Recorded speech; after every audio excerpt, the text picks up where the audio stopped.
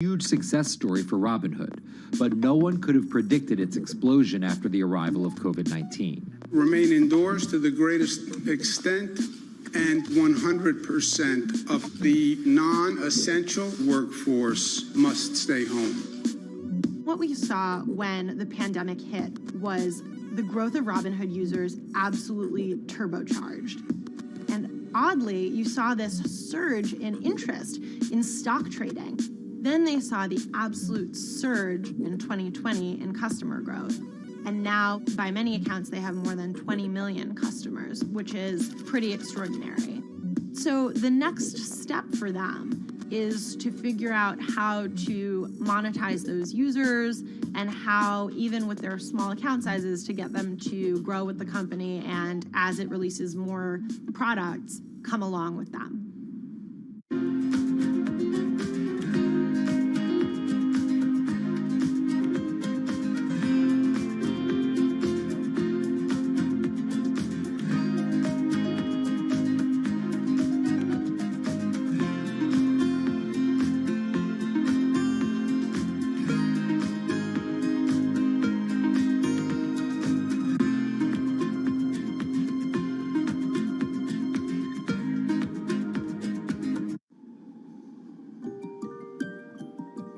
Robinhood would become one of the COVID economy's breakout successes.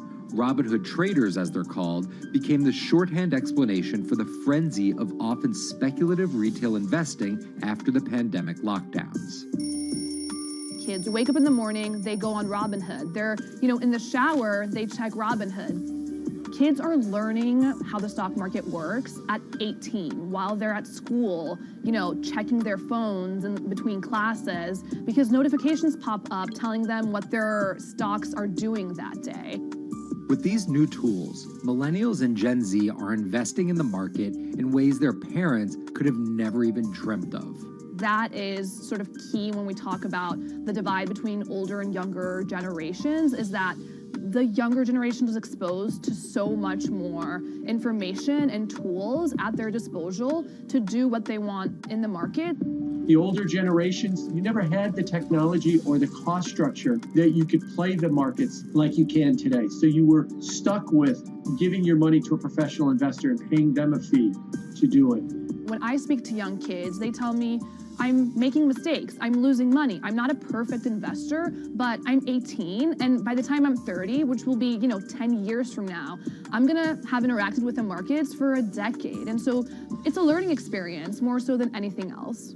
And you can look at it and you can say, wow, that's risk-taking, that's dumb, but if you could possibly shave 10, 20 years off your working life versus adding 5 years, I don't think you can fault people for that. But Robinhood is only part of the puzzle.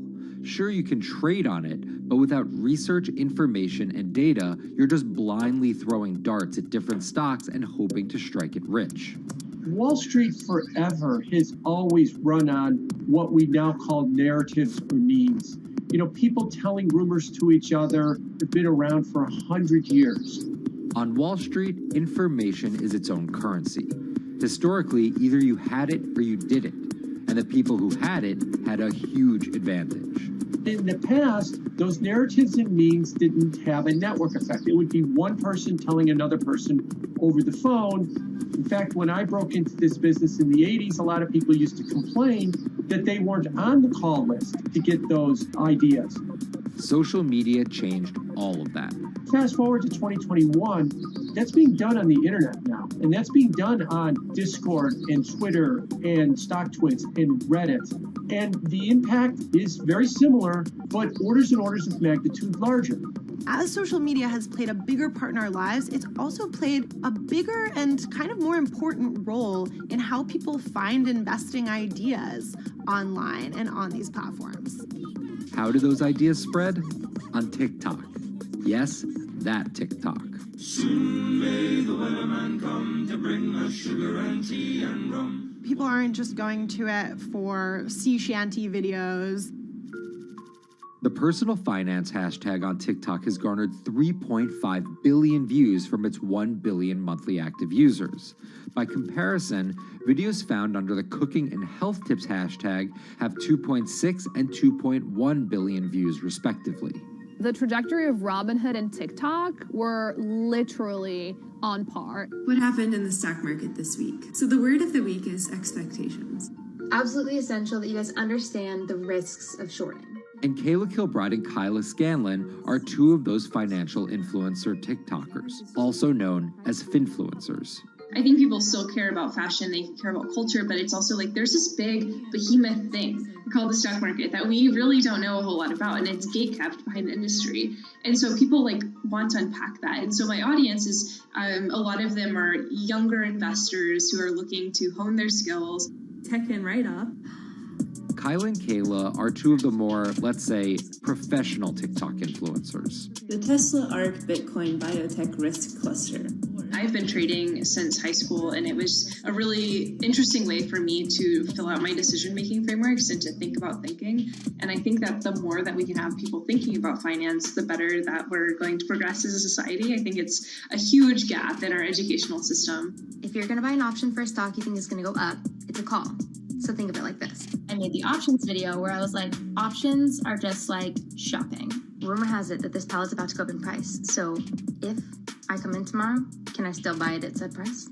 And a ton of women just like attacked that video and were like, you explain things so much better than my boyfriend or my professor, or like I could sit and listen to you all day. And I was like, this is what I was looking for. But TikTok's algorithm does not reward calm and measured videos about responsible investing. It rewards this. Watch this video for 30 seconds and you'll be rich for the rest of your life. I try not to say the A word, the ALGO word, because TikTok listens to us. The algorithm does impact how you feel. You know, you do notice which videos do better versus which videos do worse. How do you catch someone's attention in less than 60 seconds? And how do you make it something that they're like, I need this in my life? Nearly impossible to do that in 60 seconds. But the people who perfect it are the people that you're going to watch and going to stick around. And where people are sticking around? Reddit. And its nearly countless subreddits about finance. And by far the biggest one of those is Wall Street Bets. There's a lot of social media platforms out there, but Reddit is like the social media platform for finance. Places like Wall Street Bets is where it all goes down. Started in January 2012, it wasn't long before Wall Street Bets adopted a 4chan-like etiquette, leading to their tagline, like 4chan found a Bloomberg terminal. We had all these unexplained stock moves, and we would be grasping for why stock XYZ jumped 20% in a day. And you would look at Wall Street Bets, and you would see people there talking about buying options in that stock, and it sort of, squared the circle, so to speak, and started making sense. And it was at that point that it was like, wow, we have to start paying attention to this. Some people on the platform really spend tons of time, and others are just looking for entertainment and to have a little bit of fun, effectively gambling or looking for an outlet, trying to make a little bit of money. Then on top of all of that, there were stimulus checks. Now, clearly this money is going to people who need to use that to eat, to live, but there's a lot of people who use this money to invest in the stock market. And it's not just stock tips. People quote-unquote YOLO their entire life savings or stimulus checks on a single stock. They post what is called gain and loss porn, screen-grabbing staggering hits and misses on stocks for the entire community to see. I'm about to lose everything. And while some of the people on Wall Street Bets are novice investors, the community contains multitudes. In one respect, what it did show us among these network groups is they are very sophisticated. They're not a bunch of ignorant people talking to other ignorant people. And this is where the pieces of the puzzle all come together to wreak havoc on Wall Street for a solid week in early 2021. It's pretty clear that the combination of more people having retail brokerage accounts and trading apps and more people being stuck at home looking for some kind of entertainment and some kind of community online came together in this very singular way. What came together is GameStop. Let's go back to the beginnings of what happened with GameStop a couple of years ago. On the boards like Reddit and StockTwit, a lot of people were talking about GameStop as being attractive value. Some of them are even, Wall Street alums who left the industry and now still have access to tools that they can use to improve their financial well-being and make very good decisions. And I think Roaring Kitty is a perfect example of that. GameStop is one of the most compelling asymmetric opportunities in the market today. Really, I don't understand how you could disagree with that. At the same time that this crowd was talking it up, the hedge fund institutional crowd didn't like this stock at all, and it had the largest short interest of any stock in the New York Stock Exchange going into late 2020. Short selling is a bet that a stock price will fall, and it's a fairly simple concept. An investor borrows a stock and then sells it. The investor is betting on buying the stock back later for a lower price before returning it to the original owner, pocketing the price difference. What a short seller would tell you is that they almost act as a policeman in financial markets, or they're at least looking for companies that aren't what they say they are. And that can range anywhere from an outright fraud that some short sellers try to expose to just a company that's not worth as much as investors think it is. The problem is, if the stock price rises, the short seller has to come up with the money to buy the stock back. And the more it rises, the more it costs. And that's what's called a short squeeze. And the hedge fund Melvin Capital was on the wrong end of that squeeze. Melvin Capital lost over 50% of its money in the month of January alone, just from being caught in the short squeeze of the stock. This is where the disruption comes in. One of the most wild stories you're ever going to see. GameStop shares absolutely going nuts. In less than a year, the company's stock has jumped from less than $3 a share to almost $350. Cheers, everybody! Roaring Kitty has turned $50,000 or so investment into some $14 million. Whoa! Investors all over social media use the free trading app Robinhood to wreak havoc on Wall Street. They're actually piling on into some of these stocks to really hurt the professional short sellers. And they all used Reddit, Twitter, TikTok, and Discord to tell one another to keep buying and, quote, hold the line and not sell GameStop. People are getting cheerleaded for jumping in, buying at the highs. They're saying, keep going. And it was working too, until Thursday morning, the trading app Robinhood sent out this tweet. In light of current market volatility, we are restricting transactions, including GameStop. People were really angry. Robinhood was supposed to allow the regular people to play the same game these big boys are playing. But instead, we were all taken for schmucks, and they screwed us. Shares of GameStop are jumping again now that retail investors are being allowed to buy shares of the stock. But what we learned is that when people organize online, they have the ability to disrupt the market. And it was a big sign. The ivory walls of the institution aren't as powerful as maybe the institutions thought them to be. I don't know if pumping up GameStop was the best use of billions of dollars, but I think that as a signal to society, it was pretty interesting and powerful. The GameStop saga was so impactful that both Vlad Tenev and Roaring Kitty were called in to testify before Congress to clarify each of their roles in the saga. One thing that's emerged from the congressional hearings is that they're interested in how retail brokerages make money and whether they're keeping the best interests of their customers in mind, but it's pretty fuzzy as far as what they would actually do as a result.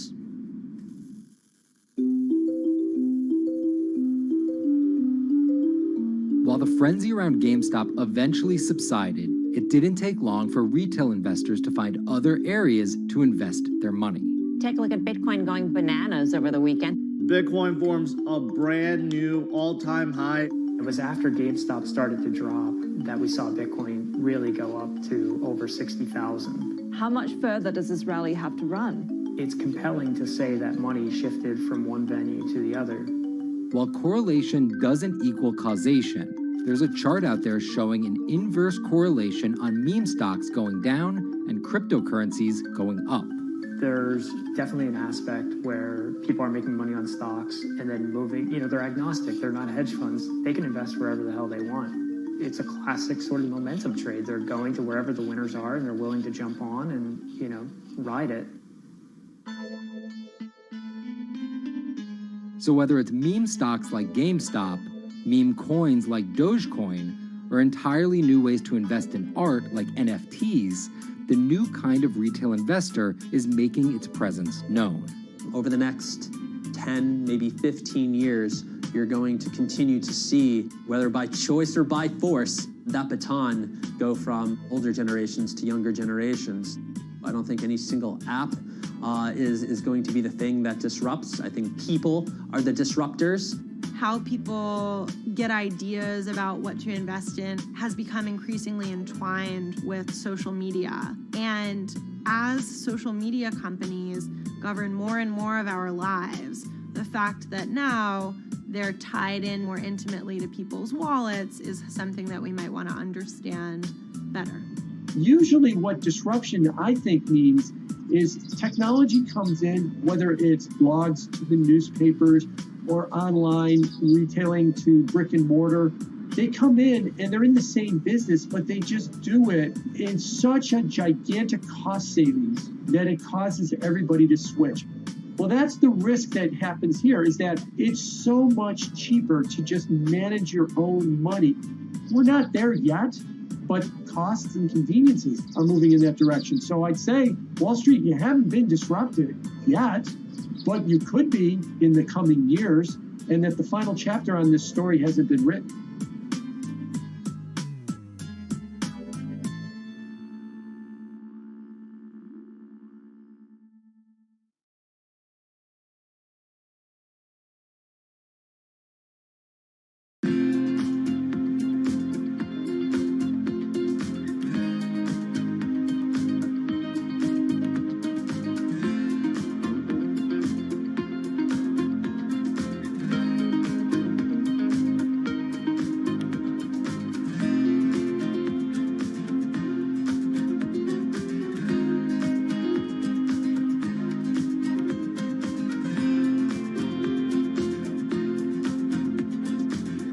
Meet Bloomberg's own David Nicholson. Now, his happy place is out in the field, on the open road. But like the rest of the world lately, he's been working from home a lot more than he's used to. COVID-19 has prompted a massive urban exodus as professionals of every ilk yearn for more space to live and work. As a result, rural areas have exploded, and they're poised to experience a resurgence as more and more families pack up and leave the big city to try out life in the burbs. But there's one problem with that. Not all internet speeds are created equal. Anyone who might need to upload or download large files for a living may not want to pack up and move to that cabin in the woods just yet. Now, David's house isn't a cabin, but it is in the woods, and inexplicably, his internet is workable. My internet is okay. I pay a lot for it. It's around $140 a month. The download speed's great, and the upload speed is terrible, which is really bad for my work because I have to upload these massive files. But I'm definitely one of the more lucky ones in this community. Just a few miles down the road, my buddy has awful internet. It's usually under 2 down and under 0.2 up, so it's often unusable.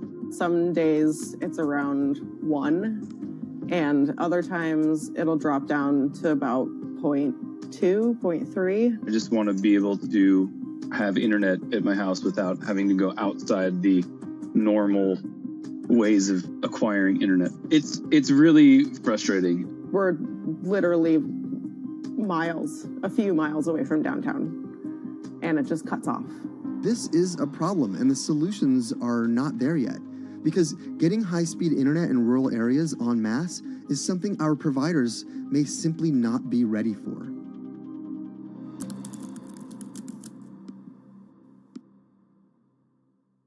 If your internet service doesn't have fast download and upload speeds, then you don't have high-speed harmony. You have. Americans on average pay about $70 a month for internet at home. But in rural areas, it could cost a lot more for a lot less service. So the pricing for a fixed wireless provider here can be something between $80 and $150 for about 25 megabits per second. However, gigabit service, which is 1,000 megabits per second and symmetrical, is running at about $119 a month or $130 a month. That's John Paul. He co-owns Spiral Fiber, an internet service provider here in Nevada County, California. And for the past 10 years, he's been trying to bring an affordable fiber optic network to town. It all started when he applied to be part of the pilot program for Google's fiber service. Across the country, civic boosters have been going to extremes, chanting, singing, Google in the morning, and marching, trying to get the search engine giant to look at their town. The internet these days is crucial to be in the world, to be a part of the world, and to be connected to your community. Google ultimately went with Kansas City, Missouri, which left Paul on a mission to get funding to lay out fiber optic networks for gigabit service. Over the next several years, he would attend conferences and pitch venture capitalists and apply for grants to make his vision come to life. One of the biggest roadblocks to building infrastructure for the internet here in the United States are the existing large providers. They have their land staked out. They would prefer that nobody come in and compete against them. In 2013, we applied for a grant. We went down and met with the commissioners at the California Public Utilities Commission. It was an arduous process to get funded, but we finally did against all odds. We got a $16 million grant, and then we went out to seek venture capital. Then, in March of 2020, the pandemic hit the world. Everybody got locked down, and everybody came home, and everybody started using the internet. And I remember seeing on one of the local fixed wireless providers' websites, they've said, hey, we know you're all staying home, but please don't use too much video, and please don't use too much bandwidth. And I thought, that doesn't work. The U.S. connectivity gap is far greater compared to countries that are considered its peers economically. Some developing nations actually have better internet than rural America, like in Kenya, which has a state-of-the-art fiber optic network fed in from their coastline. The American connectivity gap does largely affect rural areas that are either outside of service coverage or simply prohibitively expensive. This is Rebecca. She and her family moved to Nevada County just a couple miles down the road from David. They took for granted that high-speed internet would just exist in the area, and it's not something they even bothered to check on before buying their house. Turns out, all they got was dial-up. We wanted to move where we had a little more space, room for the kids to run around, just be out in the mountains a little bit more. Having come from a bigger city area where Wi-Fi is pretty readily available, we hadn't really considered that in our purchasing of the house, whether that would be an option or not. When school started, and now that we are remote learning with our children and we're doing everything from home, we didn't have the option to do that at our house. So every day when school would start, we'd have to pack the kids up and we'd go to my in-laws' home. They have a little cabin up in this area that does have Wi-Fi already. Rebecca's situation is the norm in rural America. According to data from the Federal Communications Commission, just 4% of urban Americans lack access to broadband internet. That's compared to almost 40% of people who live in rural areas. While that was the case, there were also racial and socioeconomic divides in terms of who had that access. In addition to that geographic difference, low-income African American students, Latino students, and first-generation college students were more likely than others to have only one device at home that's shared among multiple siblings and or lack access to that actual connection. For most American towns, there's also a lack of competition, forcing internet prices up. And large providers like AT&T and Comcast aren't incentivized to expand service to these rural communities. This is how Xfinity makes life simple, easy, awesome. So in our area, we have a small imprint of Comcast, but they're not going to go out to the more rural areas. It's just not cost effective for them to do it as a large company. In order to lay fiber cable, you're actually physically digging trenches into the ground. And for internet service providers, they're primarily focused on maximizing their profits. And so the fewer customers you have, in any square mile and the more fiber you have to lay, that's just kind of harder to pencil out from a purely economic standpoint. AT&T released a statement on the matter, expressing the need and desire for government assistance to fund fiber optic expansion to areas deemed unprofitable. Comcast released a similar statement encouraging more public-private collaboration on this effort. Federal agencies do offer grants to help communities build broadband networks, but many have argued that there's not enough flexibility on how to use these funds. The COVID-19 relief package passed by Congress in March and signed by President Donald Trump awarded $43.3 million to 51 projects on the East Coast alone. But it also stipulated that these projects needed to be up and running by December 30th. For contractors who plan projects months and years in advance, it's a scramble to rearrange their schedules to meet that deadline. So what we've been asking the federal government to consider is at least have, as long as the projects are getting started, knowing the projects are being put into place to expand both remote learning, working from home, and opportunities like that that are truly driven from COVID. We're moving as fast as we can regardless, but hopefully they'll give us some more time. Talking to John Paul, it's clear that he believes broadband is something that can transform a community and should be considered a public good. One of the first communities to come on in the United States with full-on gigabit service was Chattanooga, Tennessee. Now, they're a bigger city, but they're a city that was economically in a downturn. In the last 15 years, the city of Chattanooga has turned around in an amazing way. It's a nexus for young people to move to. It's a place where technology happens. It's not just about logging on to Zoom, to connect with your colleagues who might be in New York City. It's also your ability as a small business, operating in the town of Nevada City or wherever it may be to, quickly upload your payroll documents or something onto the cloud, or to quickly, swipe a customer's credit card. There's just some really basic business functions and mechanics that I think people in big cities really take for granted, and that are just going to be a much bigger challenge for small business owners in rural areas.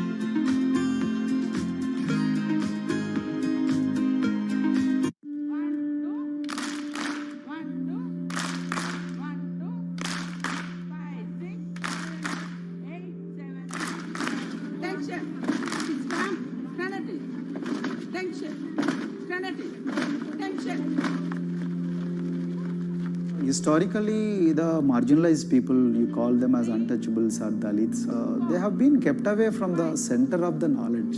Once you are born into a caste, it is very difficult for you to grow beyond that. You are stuck in that identity.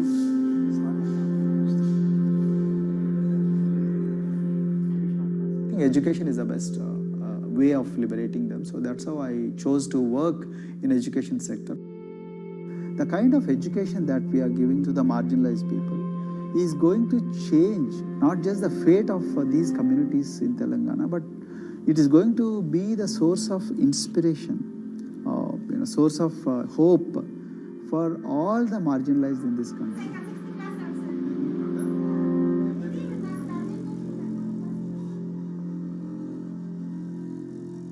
Greatest blight in India is the system of caste. For generations of Indians, the social code known as the caste system has defined how people earn a living and whom they marry. Although outlawed 7 decades ago, castes remain a significant factor in deciding everything, from family ties and cultural traditions to educational and economic opportunities. Dalits, people who are on the lowest rung of the caste system, constitute almost 1/5 of India's population of 1.3 billion. Not able to afford the high tuition of private schools, many are forced to attend government-funded institutions, which in the past have suffered from poor infrastructure, lower education standards, and high student-to-teacher ratios. But Dr. Praveen Kumar is trying to change that.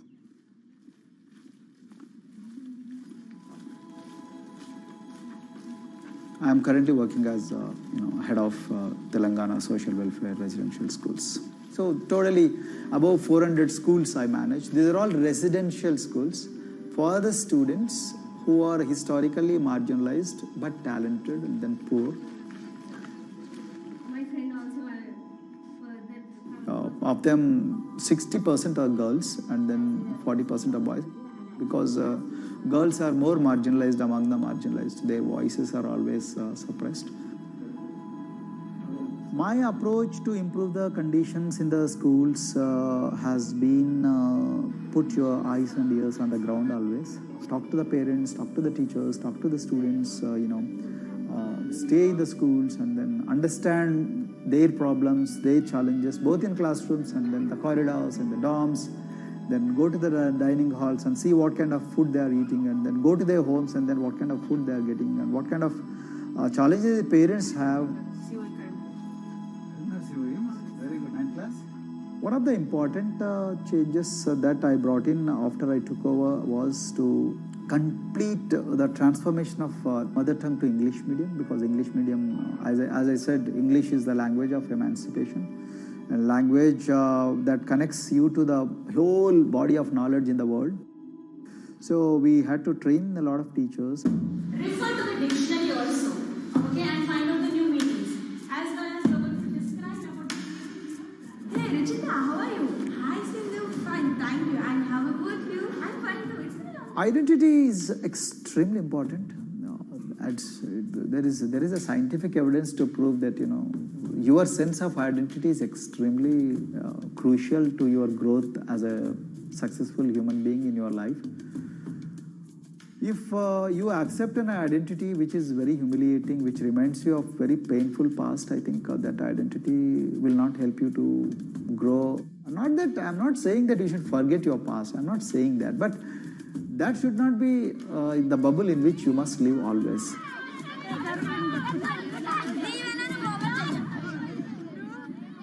Sweros is an alternative identity. S stands for state, W stands for welfare, Aero, SW and then Aero is Swero. So the idea is your dreams have to be skybound. So that is what we are trying to achieve by changing the identities. Like, you say, I'm a Swero and I aim to be a doctor. I am a Swero, I aim to be a top-notch engineer. I am a Swero, I aim to be a top bureaucrat of this country.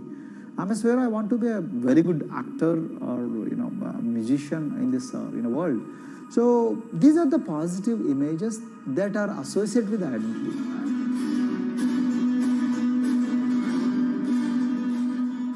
Just to give an example to you, in 2012, in our institution, we used to produce about 6 doctors per year. But because of our, this self-liberating ideology of Sveroism, we have, this year, we have produced about 189 doctors. This is phenomenal for any poorest of the poor people. You know how difficult it is to get into medical colleges in this country. So, but today, because of this ideology, the students have been able to achieve this, feat. Pujita has been a farm laborer, and her parents themselves are agricultural laborers. And then this girl used to sell vegetables, but thanks to the residential education institutions, she came to the Gaulidoddi campus, and then she toiled very hard for 1 year, despite many problems. And today, I'm so happy to share with you that she has joined one of the prestigious medical colleges in the state of Telangana, Usmania Medical College, and then in future, she hopes to be a gynecologist. So this is the journey our children are hoping for. Similarly, the Mount Everest expedition. Mount Everest expedition, we are very fortunate enough to place the youngest ever female in the history of this world on the peak of Mount Everest. How did this happen? It's all because of an ideology that helps you to liberate yourself.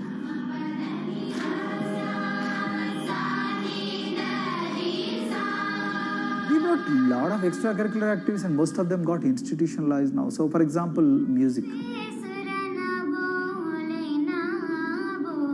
Similarly, the games. We have so many coaching academy. We have boxing academy, we have wrestling academy, we have handball academy. So we have, kabaddi, the traditional Indian sport. We have golf. We have introduced the golf also. Like golf is generally played by so-called rich people, but today even poorest of the poor people also are being trained in golf in our schools. Wow. So our intention has been to give all 360 degrees, type of opportunities to the students, so that whoever is interested in whatever activity, they can go and then do it. Break the barriers, break the fence, at least mentally, because poor people have been programmed to be victims, programmed to be subjugated, programmed to be on the margins, always, programmed to feel inferior. We wanted to change on that. There are certain games which are exclusive to rich people. There are certain languages which are exclusive to middle class and upper middle class in this country. To put it in one word, the sole aim of introducing all these co-curricular activities is to break the stereotypes which are recklessly imposed on these people. Their stereotypes Dr. Kumar knows all too well. Born a Dalit, his grandparents were labourers and access to the village well was restricted. Dr. Kumar credits his parents' belief in the power of education with helping him realise his aspirations. He went on to join the Indian Police Service, attended Harvard University, and then began pursuing educational reforms back home. I attribute whatever I am today, it's to my mother primarily.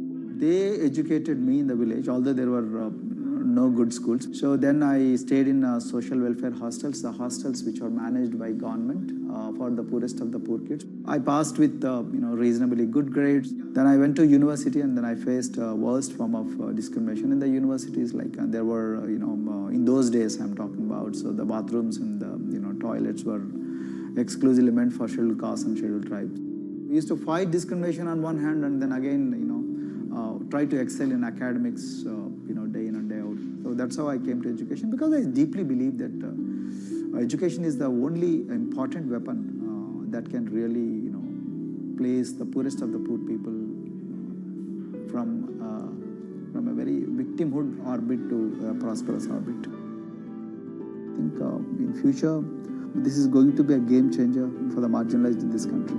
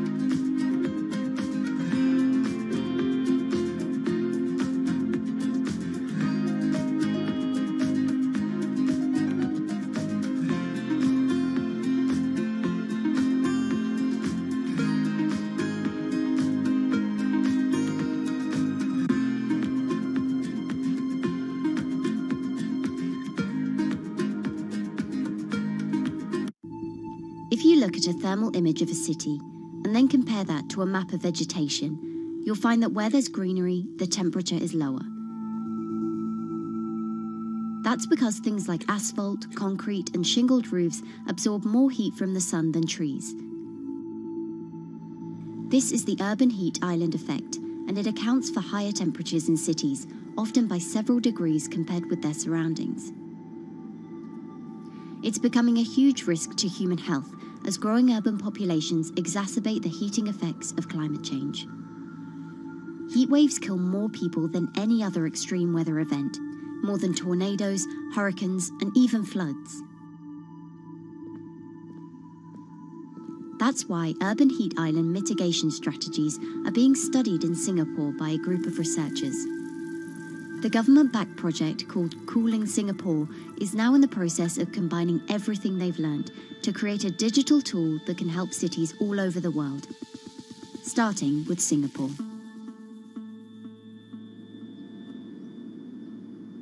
In Singapore, close to the equator, temperatures regularly rise above 32 degrees Celsius or 90 degrees Fahrenheit.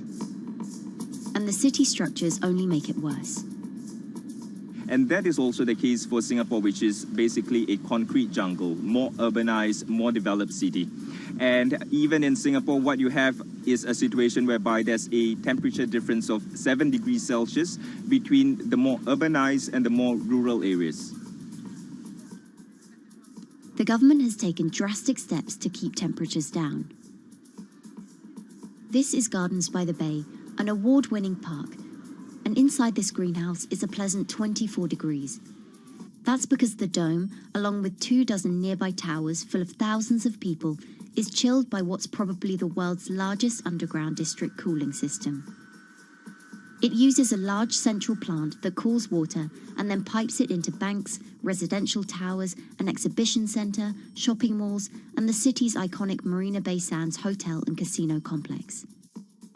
So one of the biggest perks of using this system for the buildings is that they can save 40% in terms of electricity usage compared to your traditional air conditioners.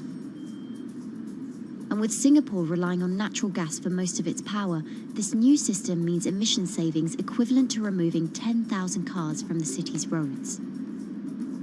That has big implications for the rest of the world. If things stay as they are, more than a third of the world's electricity could end up being used to cool buildings and vehicles by 2050. As the world gets hotter, gets warmer, there is a greater need for air conditioning and as well as refrigerators, for instance. And the more people are buying these household appliances, the more energy usage they use, and they release heat more, and that then exacerbates climate change. It's a vicious circle. And so since 2017, researchers at Cooling Singapore have been identifying design solutions that reduce our need for so much cool air in the first place. One thing many cities have in common, and that's the importance of vegetation. That's a very important measure to mitigate the urban heat, because of the shading effect, of course, and the psychological effects of the vegetation, and also because of the possible evaporative cooling effect of the vegetation. Vegetation can be, of course, on the ground floor in form of trees and shrubs, and you can walk under them. This is the so-called canopy layer that the vegetation forms above us. But vegetation can also go up the facades of buildings, and it can go to the roof of the buildings. Luckily, Singapore has been striving for the Garden City feel for quite some time. It was a vision initially introduced by then Prime Minister Lee Kuan Yew in 1967 to make life more pleasant for people. And today, Singapore is one of the world's greenest cities in terms of urban vegetation. Kampung Admiralty, a community centre that contains health facilities and social spaces, now provides more green space than the plot of land it was originally built on. It's topped by a roofscape of staggered terraces covered in local plants, which functions as a community park. And a village green in the centre that contains farm plots for residents to tend to. Park Royal on Pickering was designed as a hotel in a garden that doubled the green growing potential of its site. There's now 15,000 metres of sky gardens, reflecting pools, waterfalls, planter terraces and green walls. And the government has big plans as well. Singapore actually has a plan to plant 1 million trees and add more green spaces over the next 10 years. It is actually a mix of wanting to reduce the urban heat island effect, but on the other hand is also to get the people to be more connected to nature. But it's not enough. The city-state has still been warming twice as quickly as the world average over the past 6 decades. That's why Cooling Singapore has developed a catalogue of other potential heat mitigation measures. when you try to mitigate the urban heat island effect in a city or in any building, in a village as well, the first place to start is by shading of the windows. You have to keep areas clear so that the wind can move through it. Water of a certain depth can act as a very good thermal buffer. If you have to construct heavy buildings such as high-rises, at least you can make the surface, the facade, less heavy, and you can protect it from direct sun penetration. We have to make sure that no combustion engines will be in the city in the middle, in the medium to long-term range. So ideally, the electricity production is outside of the city, and you bring just the clean electricity into the city. You can at least minimize the use of energy in the city, and you can start to slowly convert the roofs, the facades of the city into production areas for renewable energy. In Singapore, unfortunately, this is a limited option, but in the long run, it could produce up to 20-25% of the energy, of the electricity needed in Singapore if all the roofs and the areas in the buildings, on the facades would be used to do that. With so many different ideas, Cooling Singapore is also designing a virtual model of the city to test them out. It's called a Digital Urban Climate Twin, or DUCT, that will calculate how each element of the city's design will impact the urban heat island effect. That means we model not only the geometry of the buildings digitally, but also we model the transportation, the insulation, the temperature, the radiation coming from the sun, the weather, the local climate, the even very, very microclimate of the city, the water, the movement of people in the city. We can invent scenarios, we can design scenarios, test them before we actually build them, and if they test very well and we are sure that they will function, then we can start to build them and put them into reality.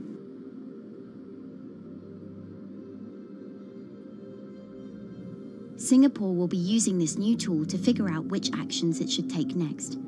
And the model can be applied to any city, whether it needs to keep heat out or keep heat in, which will ultimately save energy, slow climate change, and improve our quality of life. So this is something that Singapore will be able to export, maybe even together with its city development systems that it already has. Singapore is one of the very few cities in the world that really combine this scientific approach with a very well-established urban redesign and urban design approach. Through its agencies and the combination of its agencies, it has achieved a lot in the past. If it keeps following the scientific path and the combination with the other knowledge in the city already, we think that it will be a very comfortable and very livable city in the future, even more than today.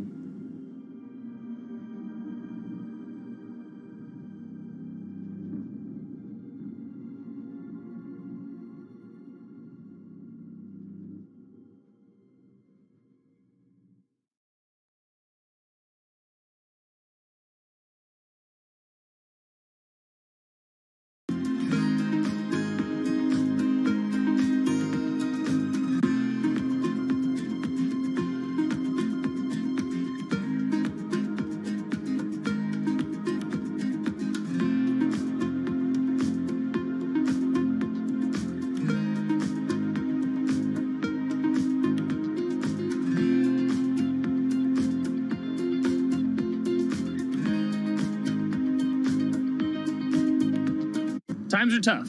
Jobs are scarce. It's risky to be outside and around others. Seems like there's very few ways to make extra money during a pandemic. So I guess I'll just hunker down and binge social media until this all blows over.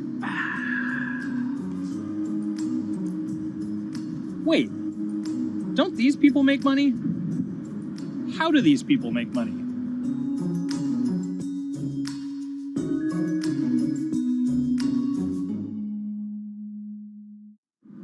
Streamers, YouTubers, Twitch stars. How do they make money? Is it a lot? Is it a lot of work? I know, I gotta ask somebody in the biz, and I got just the guy. Austin John Plays. This is your full-time job now, right? As of November of last year, yes. This was always just kind of like a side thing. Like any money that I made from doing my videos and whatever else, I never touched that because I didn't really think of that as being like real money. And then it started coming in more and more. And then it was like I hit my first day that I broke $1,000 and I was like, this is actually going to be money.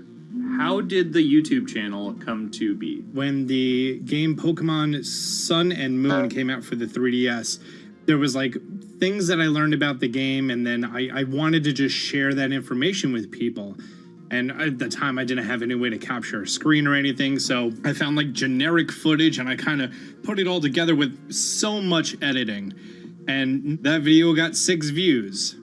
And then 2 days later, I made another one. And that one got 12 views. And then I just started pumping out more and more content, and people were like, this guy knows what he's talking about. It really just started building on top of itself, and then it was like, my channel really focuses on tips and tricks. So I play a straight 18 hours, and I'll finish the game or get to about the 40-hour mark, and then I'll make my first video. While I'm going through, I have a giant notepad and just scribbles everywhere, and I make these notes of like the things that stumped me, so I know the things that may stump other people.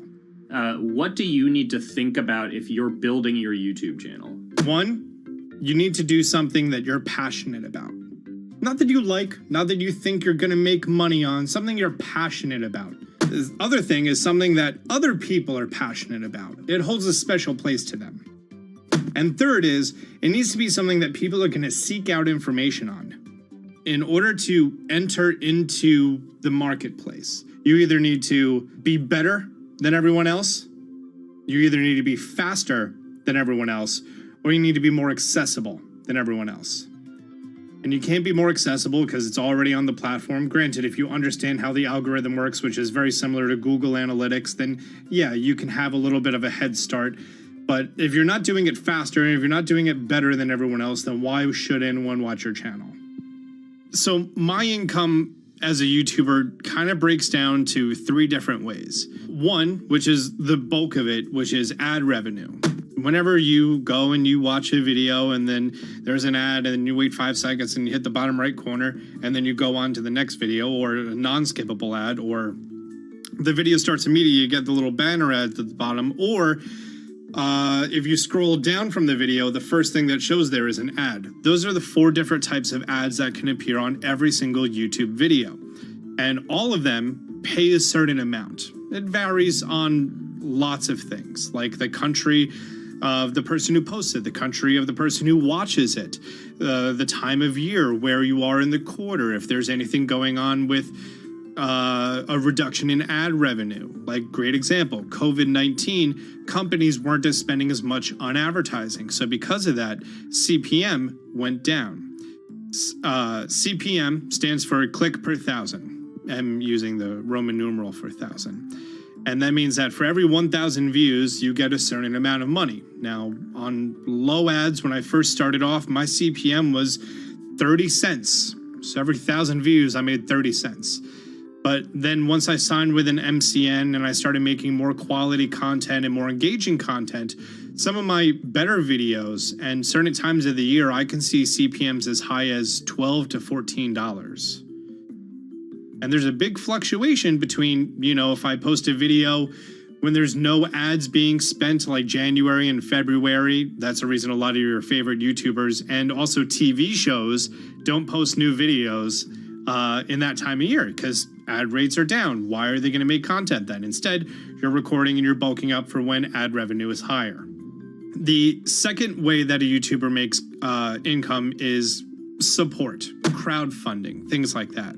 When I first started off, Patreon was really the only option, but then they started rolling out supporters and members for YouTube channels. So whenever I have a live stream, you can click a button and then you can become a member, and then you get special icons next to your name. I believe they're called badges. Or on any video, you can hit the join button, and that helps support the channel.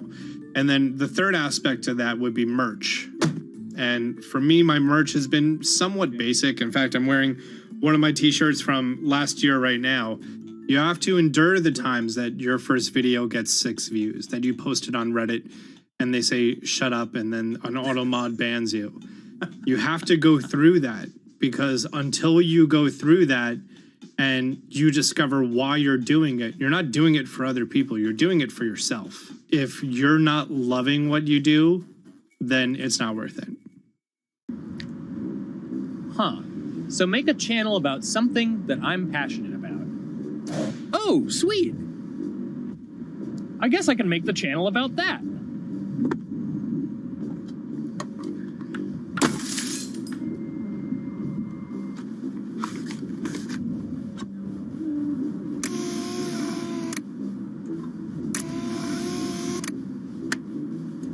Now, how do I grow an audience? How do I get popular? It's all about diversification, right? You have to have a massive Twitter following. You have to have a massive Instagram following. You have to have a massive YouTube following. Of course, you have to be on Twitch, which is the key platform. But basically, any way you can get in front of your audience, you can engage with your audience, is going to drive those clicks, which ultimately drives the advertiser revenue that you get back from all of these platforms. It's me and Dan playing video games and talking in a funny manner over them. They're not just people who are good at games, they're actually people who are good at online engagement, online entertainment, first and foremost. You have the right to remain stylish. Anything you wear can and will be used against you in the court of fashion. The streamer is either very, very talented at the game. The best player in the game is generally going to draw a crowd because people like watching people who are very good. On the other hand, they're either very, very good or funny, charismatic, whatever it is on that side. Oh, no. You know, it becomes more of a show where they talk about other things outside of the gaming world, and gaming becomes really just a backdrop and an excuse to engage with that audience. There were those weird, like, Ronald McDonald, like, straight to VHS movies. You remember those? I'm personable, I'm chatty. I would kind of, when boring things were happening in the game, I would ramble on about, movies I'd watched or books I'd read and, or conversations I'd had and stuff like that. And so I think being personable was a big part of that. It's not just getting on and playing games. It's getting on and being an entertainer. You are putting on a show. All right, now let me go ahead and grab the samurai sword that every gym has. Okay, he's dead. To have a larger audience and to have that audience, I think, stay with you, you have to bring something extra. You have to find your niche. You have to find what works and what connects with the audience and what makes them laugh and what makes them keep coming back. You got to make it a little more exciting, all right? Throw in a hanging bishop. Have everybody in suspense for a moment. I think the real most important thing is to just get used to being on camera. Like in any sort of performance thing, is get used to talking on camera. My first few videos were terrible, but because I sat down and did it for 6 to 8 hours a day, I just got used to talking and I got over that uncomfortable hump. If you go into Twitch purely with the expectation that you're going to make money, make a job out of it, have all this growth, and it's going to be great, you're probably going to burn out prior to getting to that point because there's very little payoff for a long time, right? Like multiple years generally before you really start to see a payoff. And so, those first few times you're streaming, nobody is there. One person shows up every 30 minutes, says hi, maybe, and leaves, right? Like, it's very discouraging, I think, for a lot of people.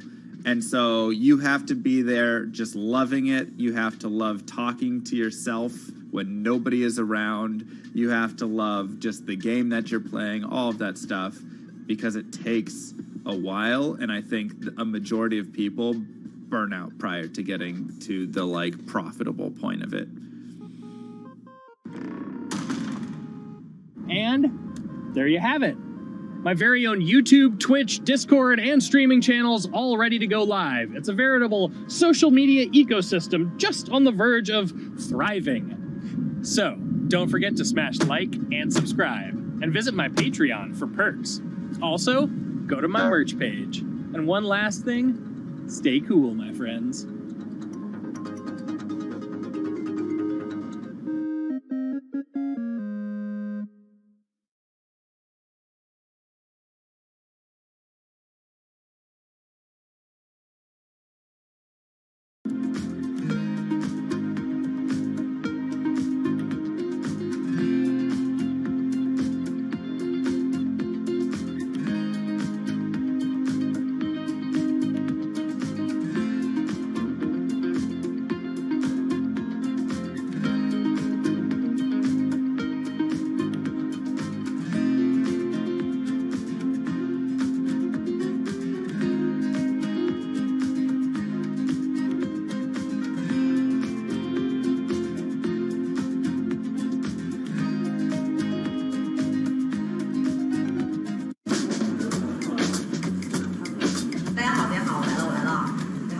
This is live stream shopping, one of the hottest trends in China. Every night, tens of millions of people watch live shows hosted by influencers like Via and buy the products they recommend. On e-commerce and social apps like Taobao and Douyin, the sister app of TikTok. 我觉得已经改变了大家的购物的方式。其实各种各样的产品，哪怕你不买，你也可以来看。当然，你看了，你就有可能会买。It's not about, only shopping. It's about the experience. It's about having fun. You got to see 3D. You got to see in some kind of action. It's almost like a theater act.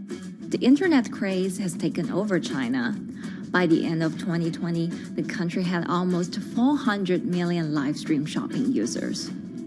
China's live stream e-commerce market has also grown dramatically, with an estimated value of $161 billion in 2020. It's becoming popular outside China as well. So, is live streaming the future of shopping?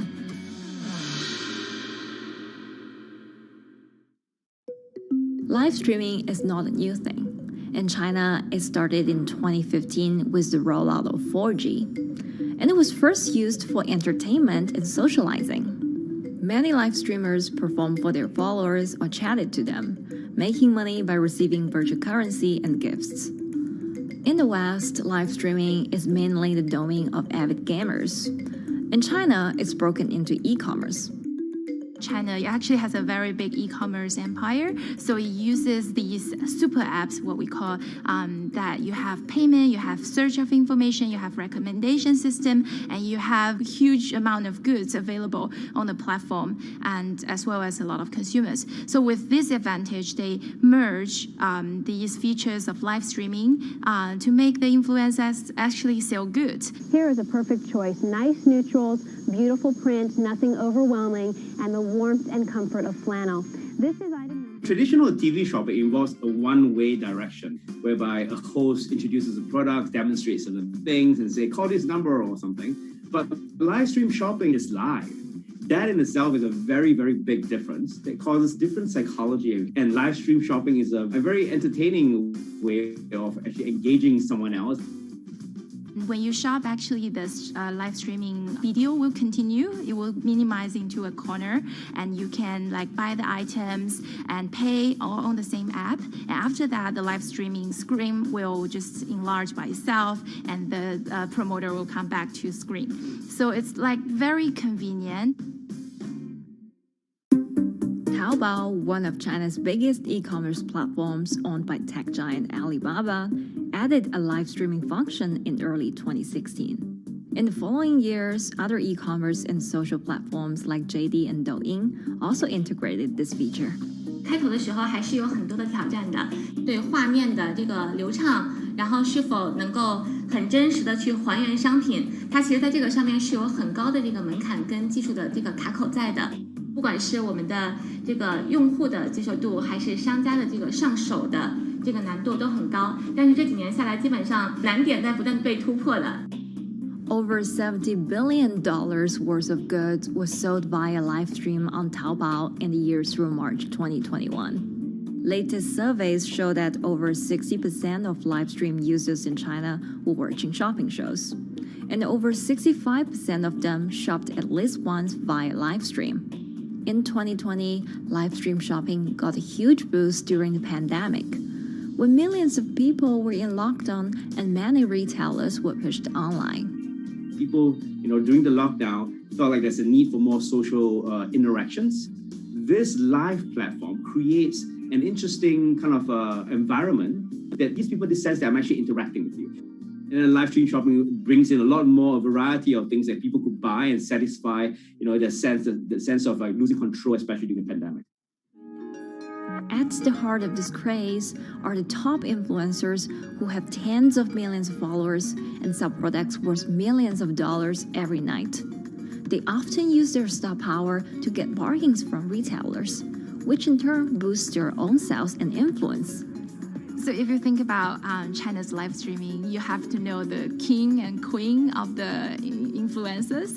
The queen of live streaming, Via. She is actually having the biggest viewership and the biggest sales volume for a long time on Taobao platform. She can sell everything from like Gucci sunglasses, lipsticks, homes, and cars.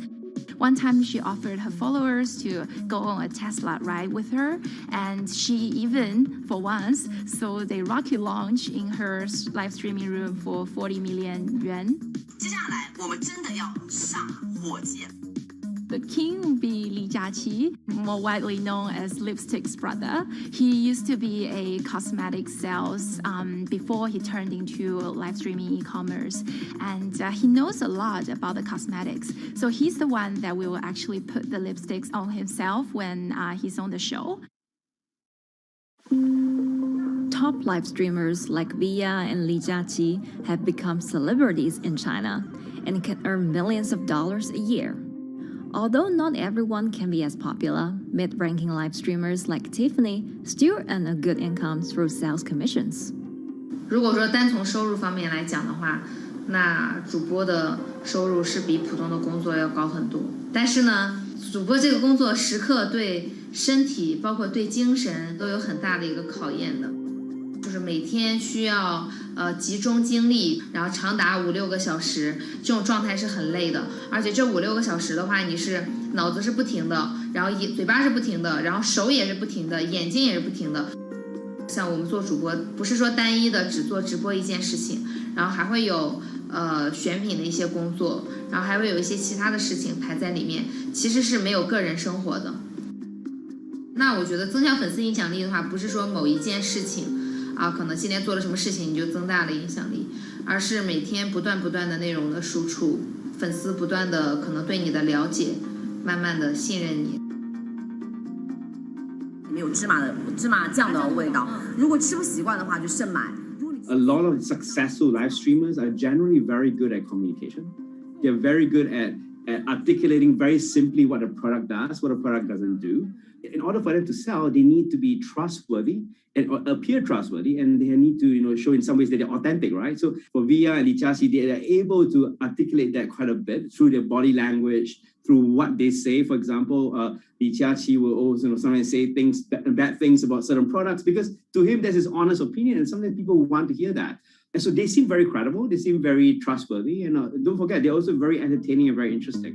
If you're familiar with Li Jiaqi, he won a Guinness record for like the most lipstick applications to models in like 30 seconds. So if you're able to create a lot of buzz with interesting things that you do, people who may not want to buy lipsticks will also stream in just to watch what he does. And then from there, you might get hooked. 这就是一般女生出门的时候涂的口红的颜色。Live streamers also use sales techniques such as limited time or supply. This sense of scarcity can often encourage viewers to buy. The platform in itself creates and enhances some of these things because you see it live. Something we call social proof has taken over, meaning that, hey, other people are interested, other people are joining in, other people want the same product. And they add it in the chat and they ask questions and they say, oh, I want this too. What happens then? It makes the whole product even more scarce.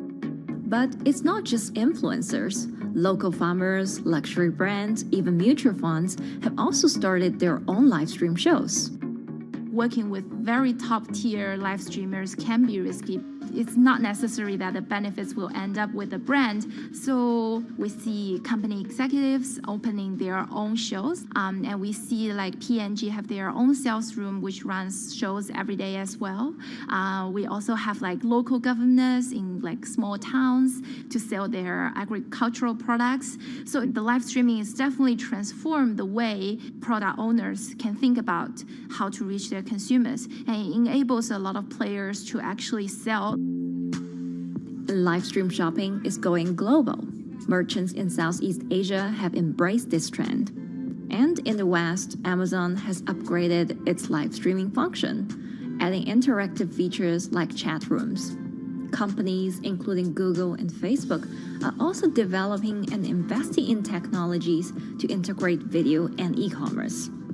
直播电商它其实已经开始成为主流，它未来的发展空间跟潜力都是巨大的。接下来大家会越来越依赖这种购物方式。会变成一个比较日常化、比较规范化的这么一个趋势。If you look at the numbers alone, their numbers alone, Li Jiaxi's numbers or Via's numbers, you know that they can sell and you know that they can generate revenue. Are they able to sustain it over a long period of time? It depends on how innovative they are at changing some of the things that they do. But you can't expect consumers one day turn into virtual shopping for good. There will be the nature of us that crave to go into the store, to touch the goods and actually wear it and see how it looks like and walk around in that with our friends. And those things wouldn't be replaceable with live streaming.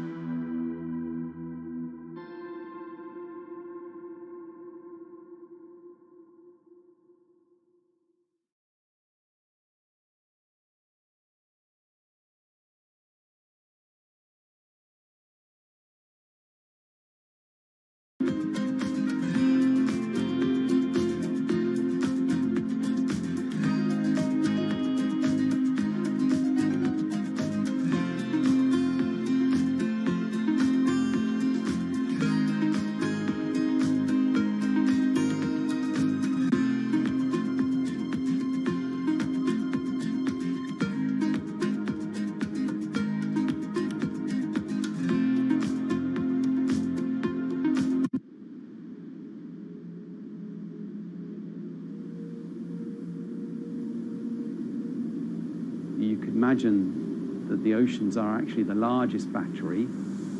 We're storing huge amounts of energy in the oceans. The wave motion can be very deep. It can extend down several hundred meters. And once it gets to the near shore, from about 50 meters, the whole water column is moving backwards and forwards. As we search for ways to reduce our reliance on fossil fuels, some are looking to a largely untapped potential source of renewable energy. In theory, waves off the coast of the United States alone could generate over 2 trillion kilowatt hours of electricity a year, enough to power more than half of the country. Waves intensify and subside not as quickly as the wind, and that means that it can produce a smoother power generation curve. One of the potential advantages of wave energy is that it could act as a complementary source of power compared to other renewables on the grid if it were to be scaled up to commercial scale.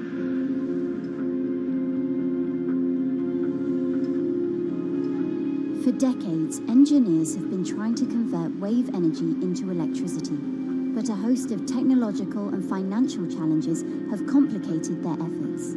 In the years from around 2006 to 2015, there were a spate of bankruptcies in the sector, and this was largely because of a lack of kind of continuous proven projects out at sea with reliable electricity generation. Since then, companies have been trying to develop the technologies at a steadier pace and with a smaller cash burn. But the same questions remain. Can companies develop devices and technologies that actually work? Is wave energy just a novelty or something that can become a major renewable energy source?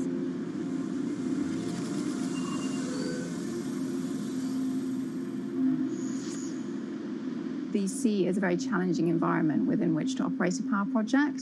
So seawater is corrosive and conditions are very rough. So this means that power projects don't have a very long lifetime, and it increases operating and maintenance costs. Partly because of that, many early wave energy projects hit rough waters, such as the Palamas Wave Energy Converter in Portugal and the Isla Limpet project in Scotland. But that hasn't stopped others from trying. Companies are focused on testing projects out at sea, proving their durability, trying to raise capital and bring down cost.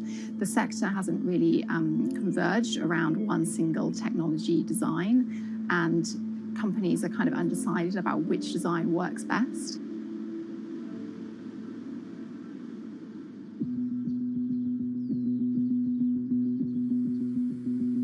Finland-based AW Energy is a veteran in the sector. The first proof of concept of the company's device was made in the 90s after diver Rauno Koivusaari observed the strong back-and-forth movement of a hatch cover in a shipwreck in the Baltic Sea. The waves are generated far from the coastline, so the wind blows on the surface of the water, causing the water particles to rotate. And that rotation extends deep down below the surface, and the waves can be very long. They can be several hundred meters long. And as they come into the near shore, this rotational energy turns into an elliptical energy, and eventually backwards and forwards, as you probably noticed if you've been swimming on the seashore in large waves, you're pulled in and out. That's the energy that we're extracting. There's a sweet spot where we deploy, so around 10 to 15 meters of water depth. That's where there's still strong wave energy coming in. After years of research, prototyping and testing, the company has deployed Wave Roller, a 350 kilowatt device in the waters of Portugal. Wave Roller has an 18-meter wide and 10-meter high steel panel fixed to the seabed via a floatable foundation. The panel moves back and forth with the waves, capturing the energy. It's submerged in the depth of 15 meters, so it's protected from the extreme waves. We generate electricity by capturing the movement with hydraulic circuitry in a machine room underneath the surface. That hydraulic energy we turn to electricity with hydraulic accumulators and hydraulic motors, and also a generator. The Wave Roller has survived large waves at sea for over a year and delivered electricity via an underwater cable to the grid in Portugal. Meanwhile, the company has won a €2.5 million grant to work on an upgraded version of the Wave Roller, aiming to increase the electricity generation capacity to 1 megawatt. The upscaled device would have a bigger panel, 2 power takeoff units, and improved software to control the energy production. We have taken into use a wave prediction algorithm that kind of tells us what kind of waves are coming into our device. That gives us few seconds to prepare for capturing more energy, and the difference in that is significant. Our future plans are to deliver technology around the world. So I'm hoping we can be working on delivering technology to projects in Asia and also in the American continent as well.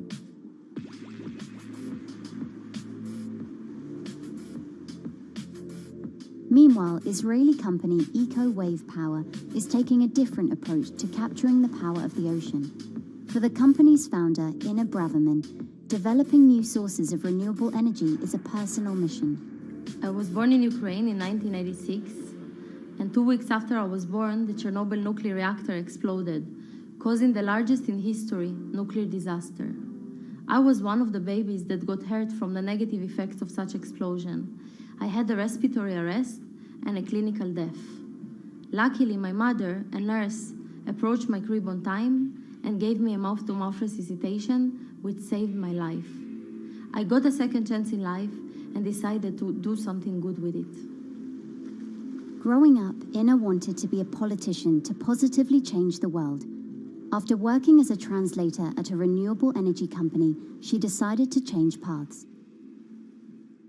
Solar and wind energy were fully commercialized. There were a lot of amazing technologies implemented everywhere. I saw that wave energy, although it's an immense source of electricity, the biggest companies in the world are trying to develop wave energy with no success. And there was kind of a race going on in the world of who is the company that is going to develop a viable wave energy solution first. In 2011, the then 24-year-old Ina co-founded EcoWave Power. Instead of installing devices offshore, the company's devices are attached to existing breakwaters, jetties, and piers. Our technology is very cost efficient, especially in comparison to the offshore technologies, because we don't need any ships, divers, underwater mooring or cables. We install on existing man-made structures, and all our expensive equipment, the generator, the hydraulic conversion unit, the automation, is located on land just like a regular power station. This is the EcoWave Power conversion unit that has been operating in Jaffa Port since 2014 until 2020. Here you can see how the technology works. Basically, the floaters are going up and down and pushing the hydro cylinders, which transmit biodegradable fluid into land-located accumulators. A pressure is being built, the higher the waves, the higher the pressure, which is used to turn the hydromotor, which is turning the generators. The whole system is controlled by a smart automation system, which you can see right here. And in case of upcoming storms, the system automatically raises the floater above the water level and keeps them in the upward position until the storm passes. The company has been operating a 100 kilowatt grid-connected device in Gibraltar since 2016, which is enough to power 100 households. Currently, Ina and her team are working on another 100 kilowatt project at the port of Jaffa in Tel Aviv. The project will be also the first time in the history of Israel that wave energy will officially connect to the electrical grid. And our goal going forward is to expand it to all suitable breakwaters in the city of Tel Aviv and to supply a significant part of the city's electricity needs. Today, engineers and entrepreneurs are still trying to crack wave energy. Globally, only a few hundred kilowatts of wave energy are deployed, compared with gigawatts of offshore wind. But the field has come a long way in recent years, and with the right engineering solutions, this new power source could eventually become competitive with more mature renewables like solar and wind. I would have a lot more confidence in the success of wave energy companies today as opposed to like 20 years ago. But in the next few years, or maybe the next couple of decades, it will be more likely to be used in remote locations like islands that are otherwise dependent on expensive diesel power, or out at sea on gas decommissioning rigs, or for powering underwater autonomous vehicles. So definitely, wave energy can compete with other renewable energy sources, but I personally believe that this is not a competition. In order to have a 100% renewable energy friendly world, we need all renewable energy sources to work together.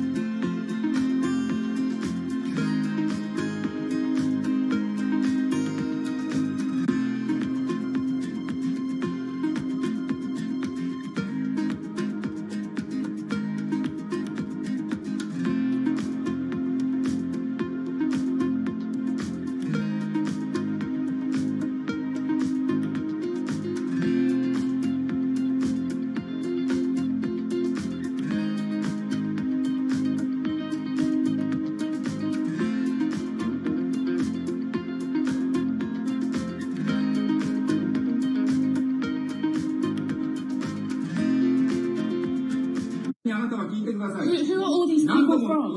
Who are all these people from?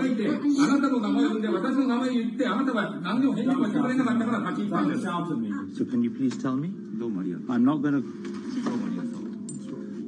please wait. You know, I've covered a lot of companies. I've covered a lot of Machiavellian companies where, you know, people play rough. I don't think I've ever seen anything on the scale of Nissan. He is making you, but you're like from this side. I mean, it's corrupt. The system is... One of the most dramatic elements was Ravinder Pasi's home being raided by court officials in Yokohama. You scared my wife. You scared my children. I worked in Nissan for 16 years. So Rav Pasi's journey into the darkest recesses of the Japanese corporate world started when he was the general counsel, the highest corporate lawyer position in the company. In the past few minutes, Nissan has revealed that its chairman has been arrested after allegations of serious misconduct. He was tasked with investigating Carlos Ghosn. And he was told, conduct an internal investigation and get to the heart of the matter. And then along the way, he started to notice serious conflicts of interest. He is one of the few people who knows an extreme amount of detail regarding the alleged crimes by Carlos Ghosn. And he's now ready to tell his own story on the record about some of the events that happened.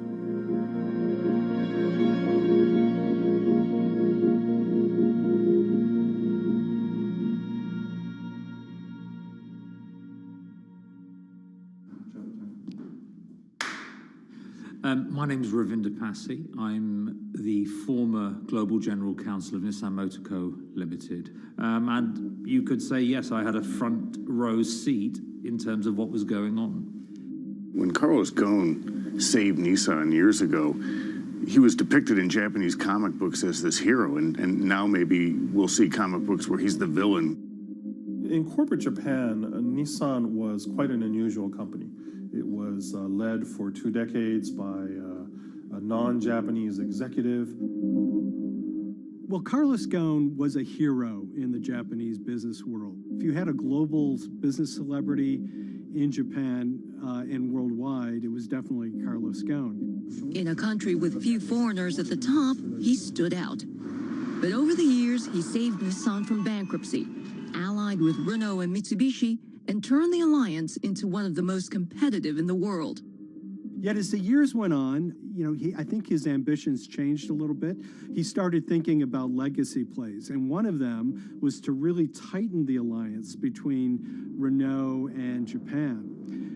And unbeknownst to him, there was a contingent of senior Nissan executives that were really felt threatened by that move. They really thought that they would lose complete control of the car company, and even in the government, there was probably a little bit of anxiety about a national champion in the auto industry falling under full-blown foreign control.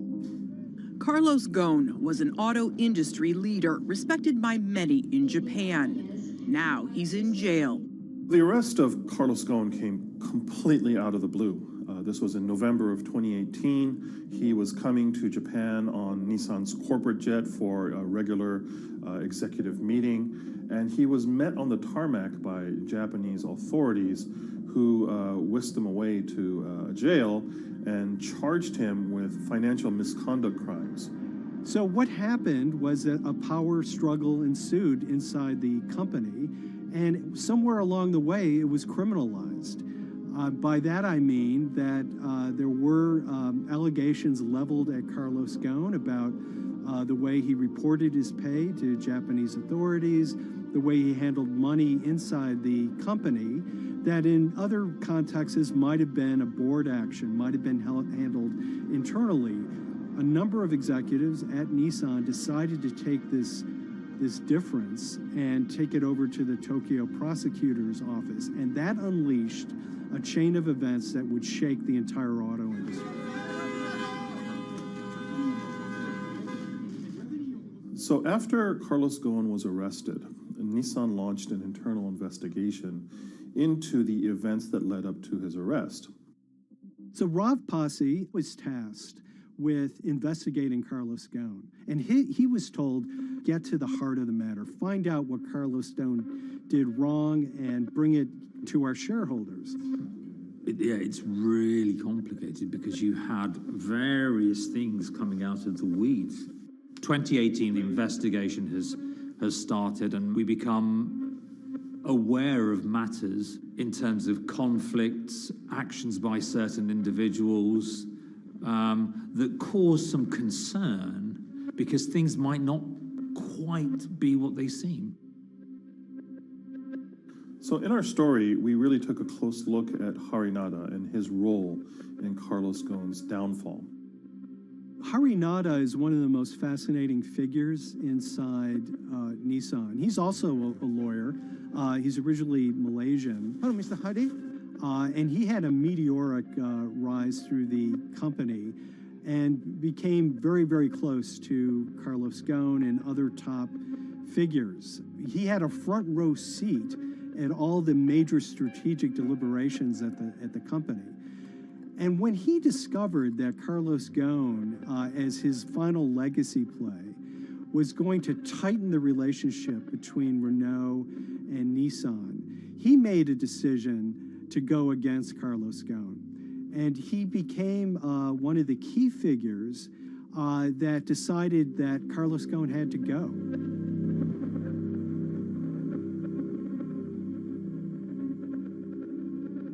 Hari Nada was somebody who actually recruited me into the company. So I have a long-standing relationship with him, or did have a long-standing relationship with him.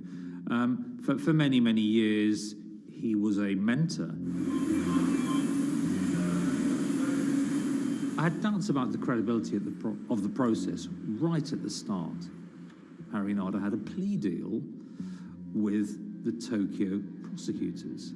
Now, that suggests he was intrinsically involved in some of the wrongdoing, or the allegations of wrongdoing, and it just didn't smell right, just doesn't sit right. So there was a basic conflict of interest. In other words, Hari Nada had to deliver results to Japanese prosecutors to avoid his own criminal liability, and he's accusing and leading the investigation of Carlos Ghosn.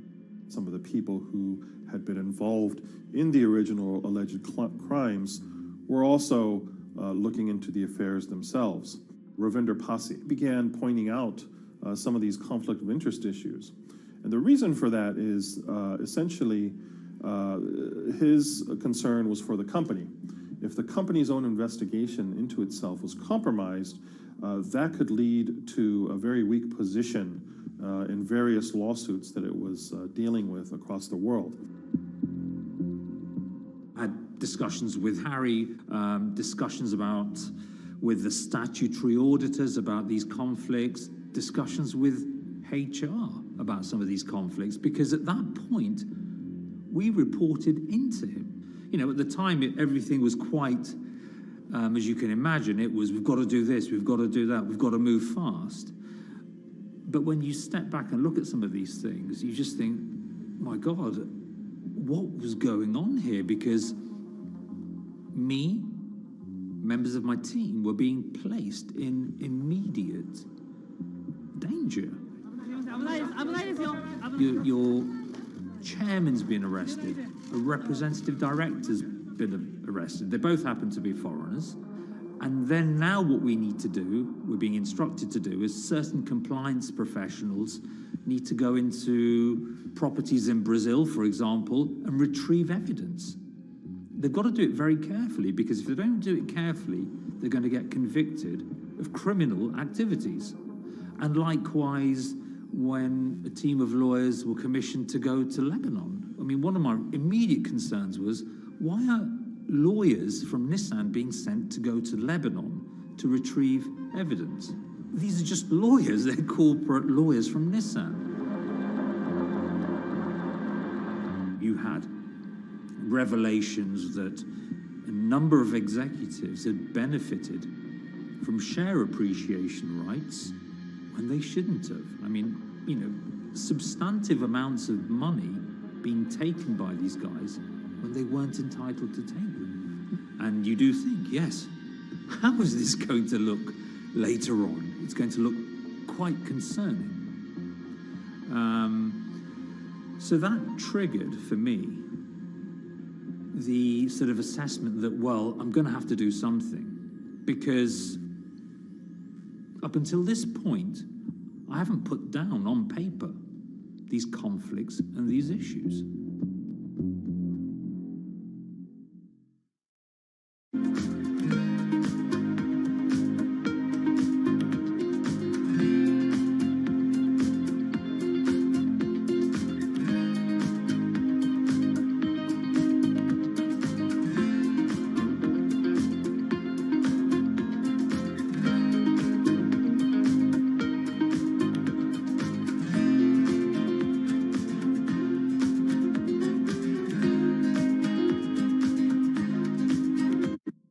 So Rav Pasi makes a fateful move. He writes this letter to the board listing every suspicion he has in great detail, backed up by evidence, backed up by memos, of why this internal investigation had serious problems. He sends the letter to the board, and it's crickets. He doesn't hear much of anything. Nothing happened thereafter. Nothing at all. Just like it just gone into a black box. And he began to suspect that there was a desire, even at the highest level within Nissan, to kind of sweep these conflicts of interest under the rug. Unfortunately for me, I think, again, with hindsight, people must have thought that this is the nail that's sticking out, and we can't have this.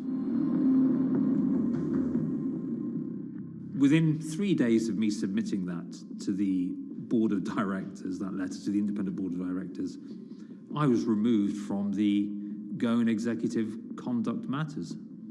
I was then told that I could not attend board meetings anymore.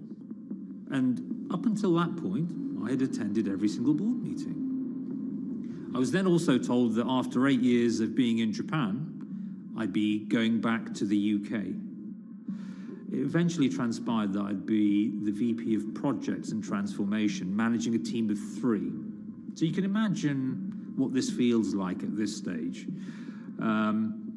Almost an arbitrary removal from Japan, where I've lived for 8 years, had 3 children there, my family has grown up, and we've been settled there, having a few months earlier been promoted to vice president at a global level, to being almost demoted.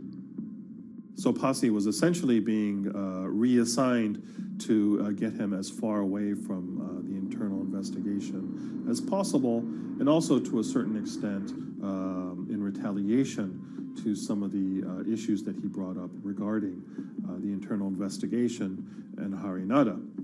What happened to Rav Pasi can be seen as a series of corporate humiliations. I mean, first of all, his immediate responsibilities were taken away from him. Eventually, he lost, the coveted general counsel title. But it didn't stop there. Toward the end of his stay in Japan, Rav and his wife were convinced that they were being followed. During that period, I'd noticed that whilst driving my car, I'd have other cars following me. First time I noticed this was around mid-March, and I was driving, I can't remember where I was going, but this grey van, small van, just literally started following me. And I noticed that there was somebody in the car taking pictures. And lo and behold, we were absolutely being followed either by people on foot or other individuals, 2 or 3, normally 2 burly men in a car, different cars at different times, following us around. They were following the family as well.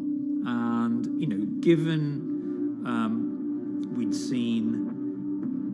I'd seen the Nissan security department behave in a very, very egregious manner with others in terms of following and surveilling, I was very concerned as to what they were doing and who they were giving this information to. Because if they're giving this information to the authorities, you do think, why? What's going on here? I mean, this is just not normal behavior. And this all culminated in a rather dramatic event in the middle of 2020. Who are you people? Where Nissan had hired a legal team and had obtained an unusual court order from the district court in Yokohama to basically do a search of his home and seizure of his corporate laptop and phone and other documents. If you don't let us in now, we have to break this key. So it's a pretty extreme way to treat someone who'd spent 16 years at the company. These people have all come in. We don't really know who they are, apart from the fact that I've been shown a badge that says the Yokohama court. And they're here to recover a laptop and a mobile phone. It was even more weird because I'd highlighted to the directors that certain Nissan executives were trying to recover this laptop and this phone whilst I was still in Japan. And I was very concerned because it had evidence on there that related to misconduct matters and other forms of inappropriate conduct. It was just another form of intimidation, another form of harassment, forcing me almost to leave the company and the country. Because once they'd retained and obtained these items, we were still followed, which, again, I just couldn't understand. What is the point of doing that? You know, this is a car company. This is not the KGB.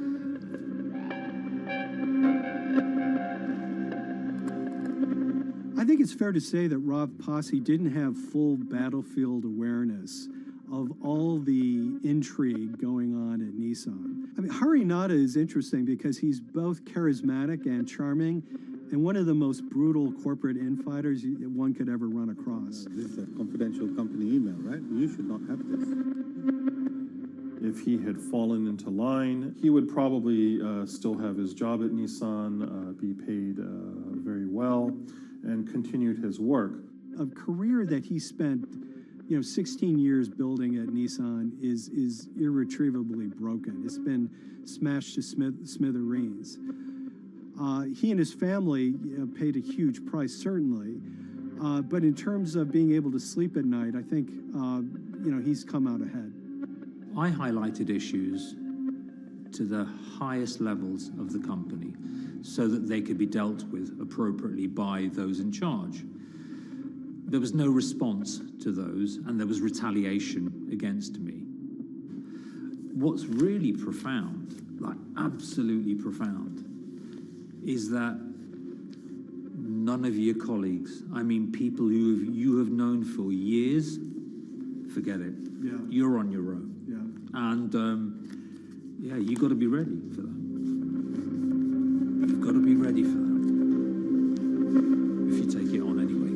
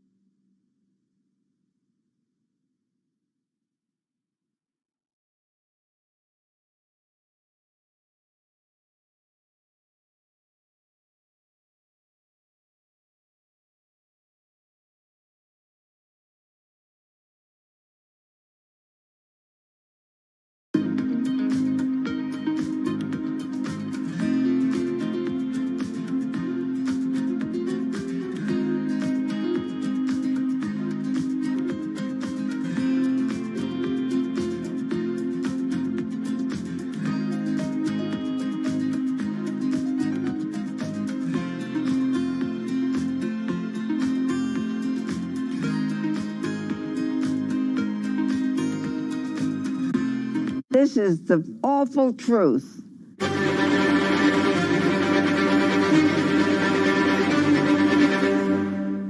There's always someone in the family that's pushing it.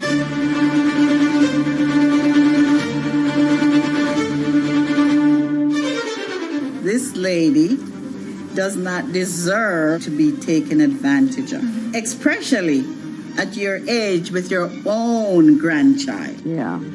My grandma is having to sue them I'm testifying against them. Nobody's talking. They're one floor below right now. I get afraid to go on the elevator. It's sad that it had to devolve to this. It's like a soap opera to me. It's a very sad thing. It's a family feud. A family feud. Here's a family that, on paper, you would think has the wealth that so many people seek, yet at the end of the day, it seemed to sort of rip everybody apart.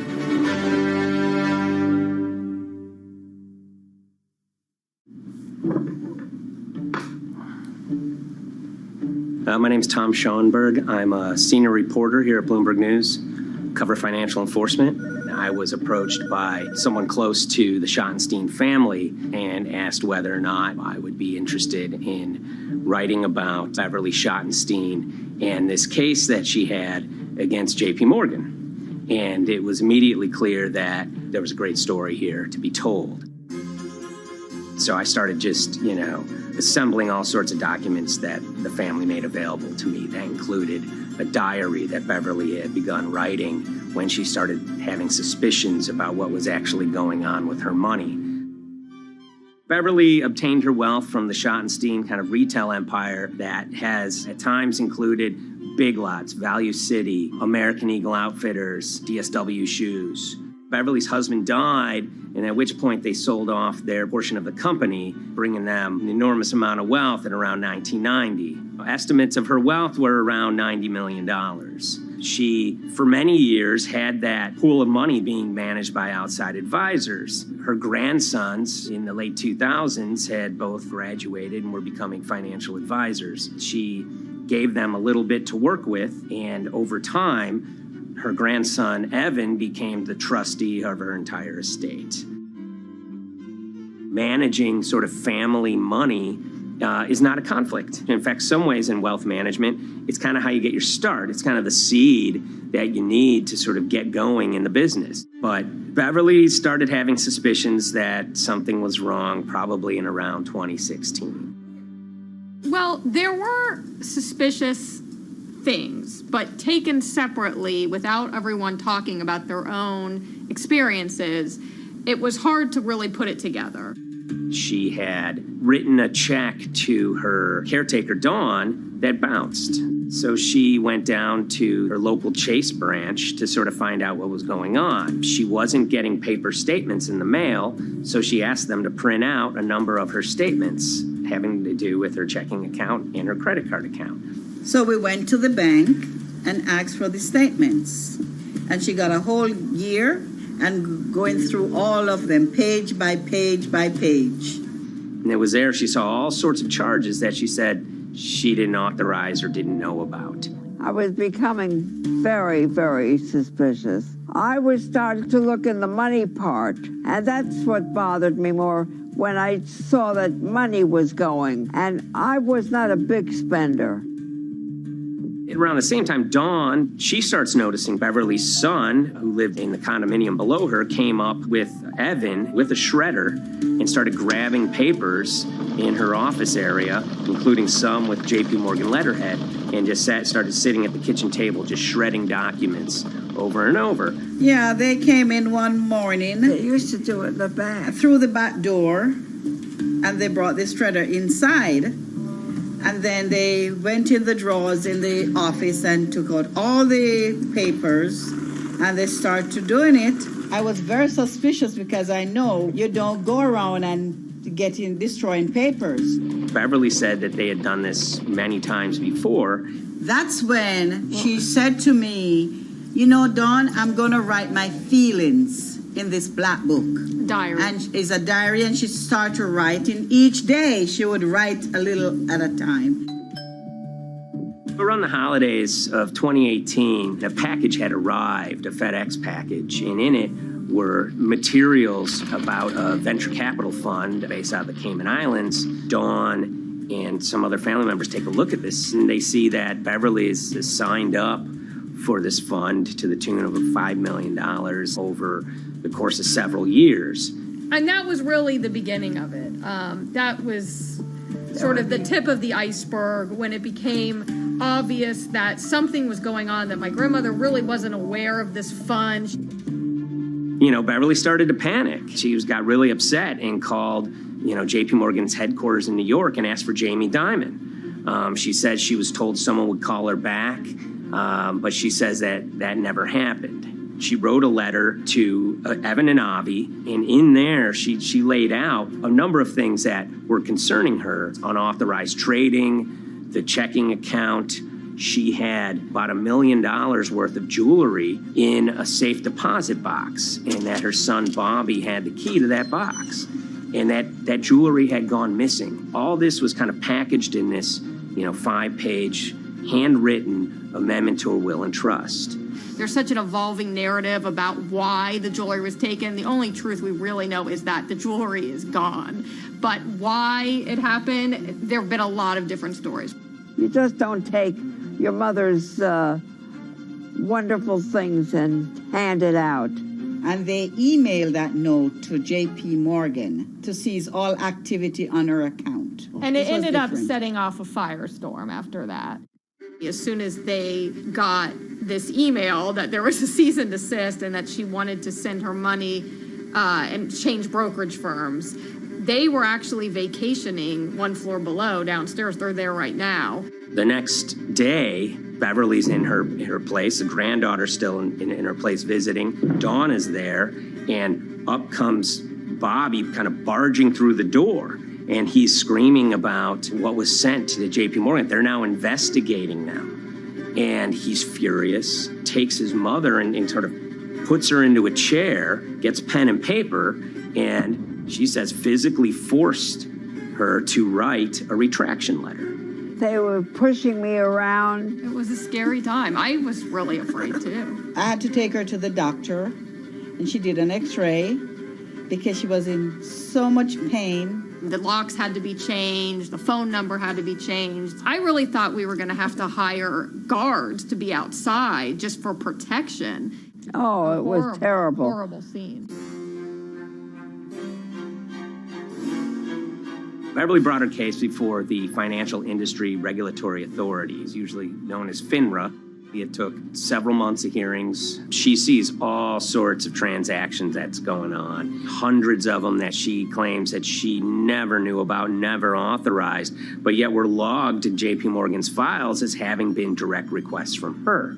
That included the sale of a large amount of Apple stock worth several $1 million, as well as all her stock in Big Lots. Over the course of their time with JP Morgan, Evan and Avi were making all sorts of trading on her account that was generating millions of dollars in commissions for themselves and the bank, yet she was not sort of getting any of the type of gains that you would expect sort of an $80 million account in a bullish market to be able to get. They issued a ruling entirely in her favor, finding that her grandsons, as well as JP Morgan, they were liable for violating their fiduciary duty, misrepresenting themselves. And they also found that the bank and her grandson, Evan, were liable for elder abuse.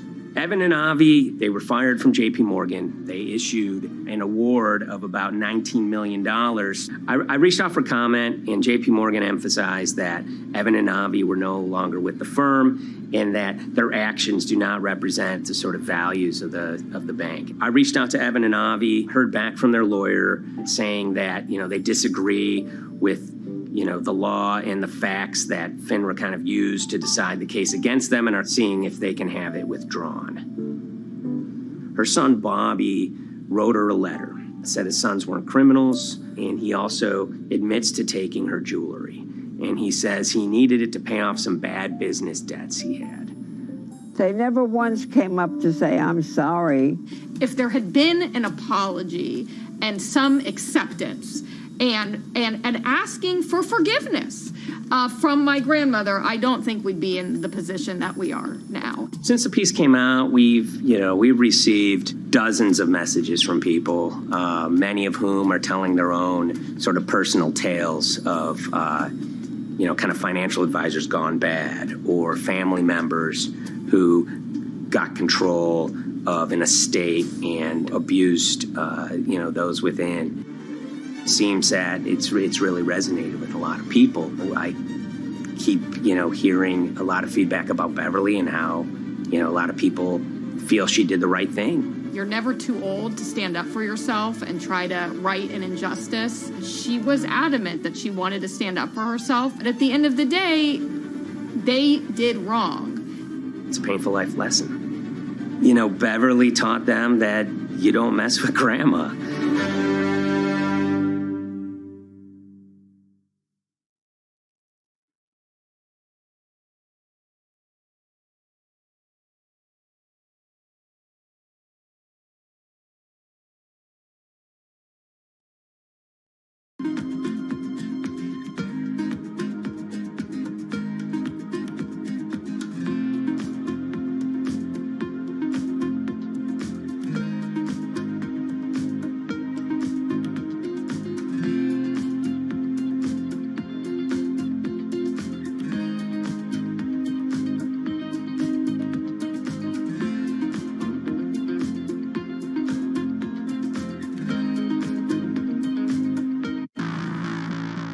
On April 20th, oil markets did something they never had before, and they crashed, went into negative territory and closed the day at minus $40. Meanwhile, in a place called Thaden Boyce in Essex, a group of 9 traders, led by a guy called Cuddles, made $660 million over the course of a couple of hours. The price of oil has collapsed to a record low. We've never really seen anything like it. WTI this morning down more than 35%. People maybe wouldn't have been so surprised if the oil price had fallen to zero, but the oil price went to minus 38. It went far lower than anyone had expected. And so lots of people in the market were saying, well, hang on, something else is going on here. A couple of months later, I started to get wind through a kind of network of sources that a tiny firm in the outskirts of London had made a huge amount of money that day and potentially had some part to play in what happened. The information we got was that 9 traders at Vega Capital London had made in the region of $660 million in one day. As a group, I think they made as much money in one day as Apple makes from its international sales in one day. I mean, it's an insane sum of money. Did they pull off a fantastic trade? Did they predict the way the market was moving and get it absolutely right? Or was there something else going on, and had they actually done something that breached market rules in a bid to sort of push the market? And that investigation is ongoing.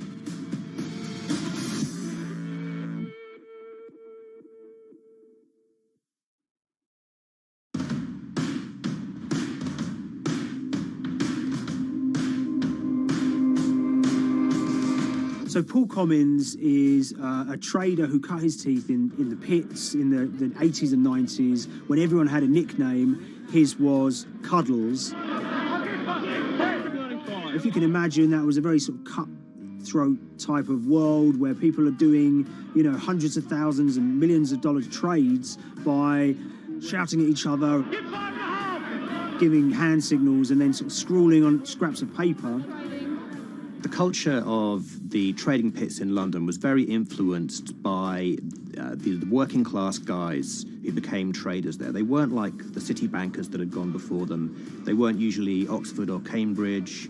You know, they didn't wear Savile Row suits. They were ordinary working guys who happened to have a talent for trading. And a lot of them came from Essex. I think it was 400 traders in the pits, and Cuddles in his, you know, oil and gas pit was described to us as amongst the top 3. Amongst that, was very successful and made, you know, very large amounts of money as a young man. But, you know, inevitably, mechanization and the arrival of electronic markets was the kind of death knell for the pits. And in 2005, the IPE closed down. And when the pits shut down, a lot of the traders who worked there lost their jobs or quit or went to work for financial institutions. But Paul Commins decided to start his own trading collective out in Essex. Some of them are ex-pit guys, cut from the same cloth as him. Lots of them are actually sort of in their 20s, and they're his, you know, drinking buddy's son, or they're his own kids' friends from football. You know, they're young lads, hungry and ambitious, and he brings them into the fold. And fairly shortly, he's got, you know, maybe a dozen or so traders that they're independent, let's be clear, but they're all part of this collective.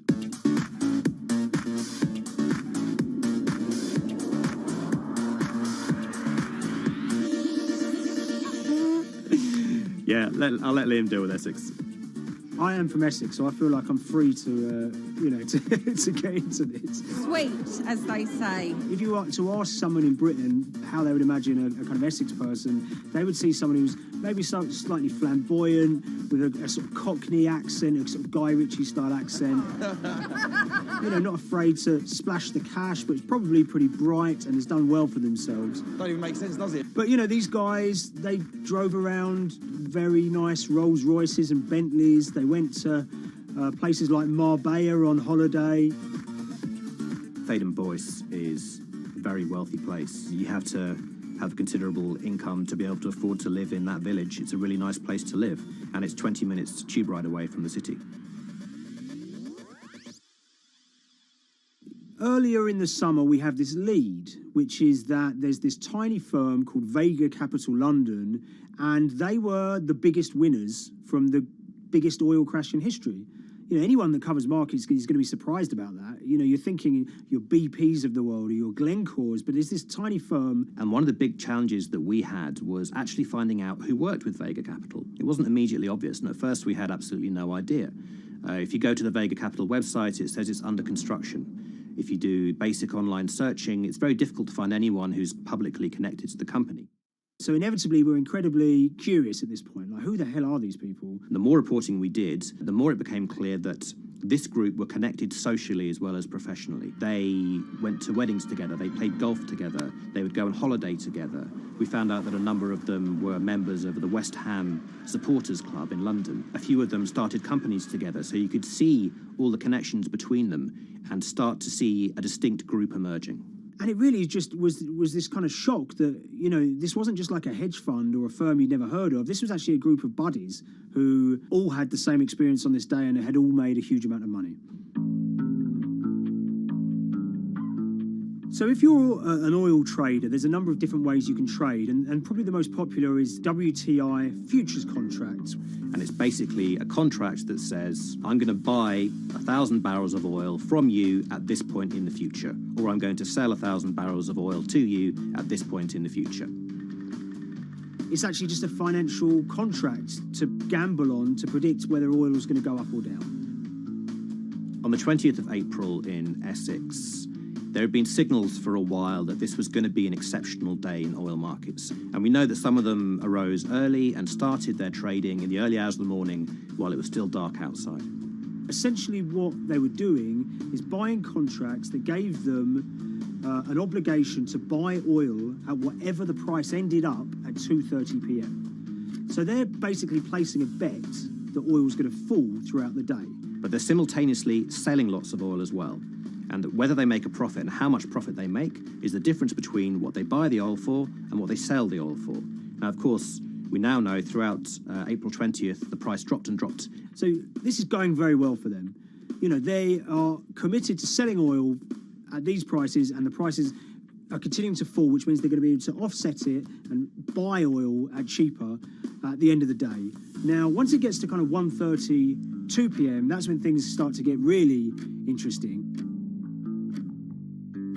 Suddenly there's a kind of influx of buyers and sellers, as sort of desperation increases in the market and trading volumes go up. Now at 2:08 p.m. exactly, something bizarre and unprecedented happened, which is that oil passes into negative territory. And it fell to a record level of minus $38. We've never seen anything like it, period, in terms of the contraction of the global economy. That huge gulf between what they were buying the oil for and what they were selling it for enabled them to make more money than they ever thought possible. So their profit was the difference between minus 37 and all of these positive numbers on every contract they sold. The price of crude briefly hit minus $37 a barrel. For one group of traders operating from a small office, it was a very, very profitable day. It's important to remember this had never happened before in the history of oil trading. No one could have predicted it. I can't think of another example of where you enter a trade and you get paid on both sides. You get paid both to sell and to buy. It's unthinkable. One thing we know about the Cuddles Trading Arcade is that they were very comfortable taking large risks. And, you have to be clear, this was a large risk. Yeah, we spoke to oil traders, both people that know these guys and people that don't, and they all say that this is, incredibly risky. And that's actually what stops a lot of oil traders doing trading like this. They simply aren't willing to stomach the risk. But Cuddles and his friends were. So when the kind of final calculations came down, the group of the 9 most profitable traders made $660 million or thereabouts between them. I mean, if you can imagine, I think 3 or 4 of them made in excess of 100 million each. One of the astonishing things about this trade is that 2 of the individuals who made more than $100 million in a single day were in their 20s. One of them was 22 years old. Only a few years earlier, he'd been posting on his social media about doing teenage stuff with his mates in town and going to see girls and rap music. And here he is a few years later making $100 million in a single day's trading. When me and Liam discovered that, we couldn't believe it. We couldn't believe what we were seeing.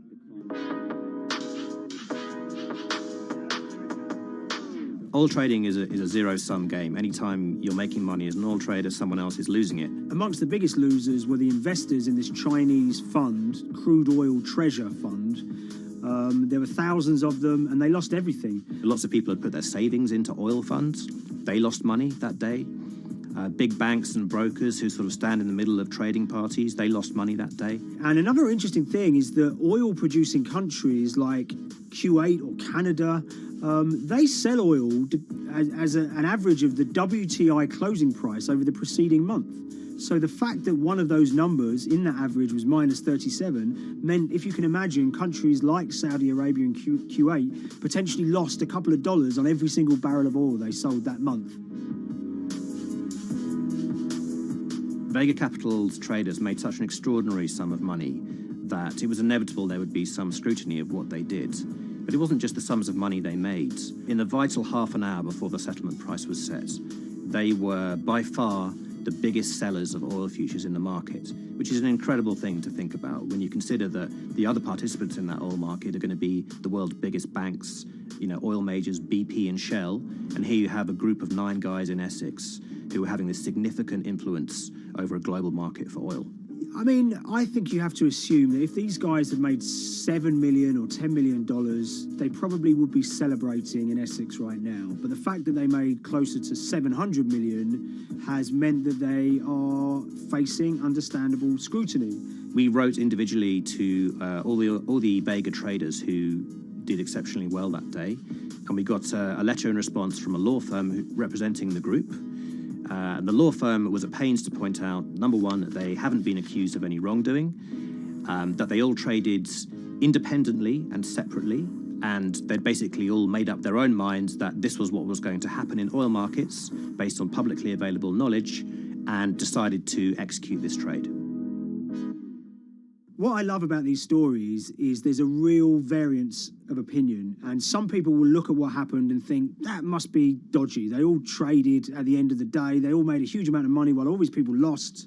That's shocking. But lots of people say these guys are at acute disadvantage. They're in a market that's inhabited by, huge technology-driven funds and firms and oil giants that have got all the advantages in the world, and when you get a bunch of Essex geezers who essentially beat the market and find a way to make a huge amount of money, they should get a pat on the back, really, because that's the dream. Since this happened, a lot of the guys have stopped trading the monthly settlements that they'd done so well at in the past. Several of them have set up new companies. They've essentially gone very quiet. Any kind of social media presence they had has kind of closed down. By all accounts, they're, waiting this out.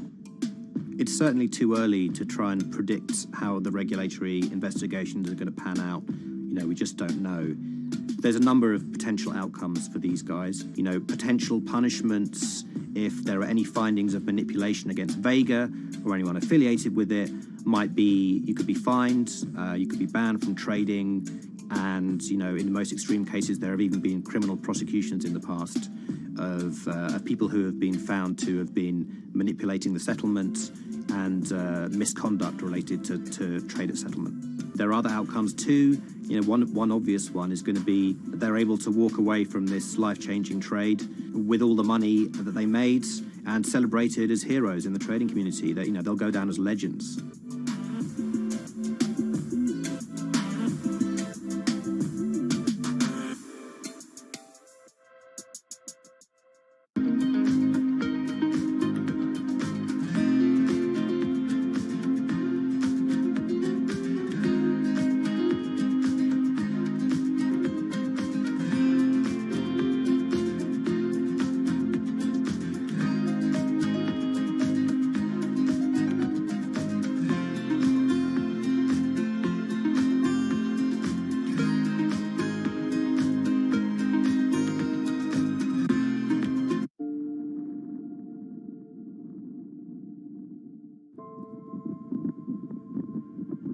It's very important, given the nature of the climate crisis right now, for the general public to have an understanding of what progress is or is not actually happening. And I think many readers right now, they'll see these hundreds and hundreds of companies making these big, bold climate claims. And they would be forgiven to think that, we're well on our way to meeting the emission reduction trajectory we need to be on. And the reality of the matter is we're just not on that trajectory. And a key reason for this sort of disconnect is the use of offsets that aren't doing what they claim to be doing. We have a massive potential for sort of willful blindness. We can convince ourselves of things regardless of what the facts are. And so that's what tends to happen in these cases. It's not that anybody is setting out to commit climate fraud. They sort of walk themselves into a situation and they convince themselves of one thing, and that allows them to convince themselves of another thing. But at the end of the day, they're doing something that makes no sense at all.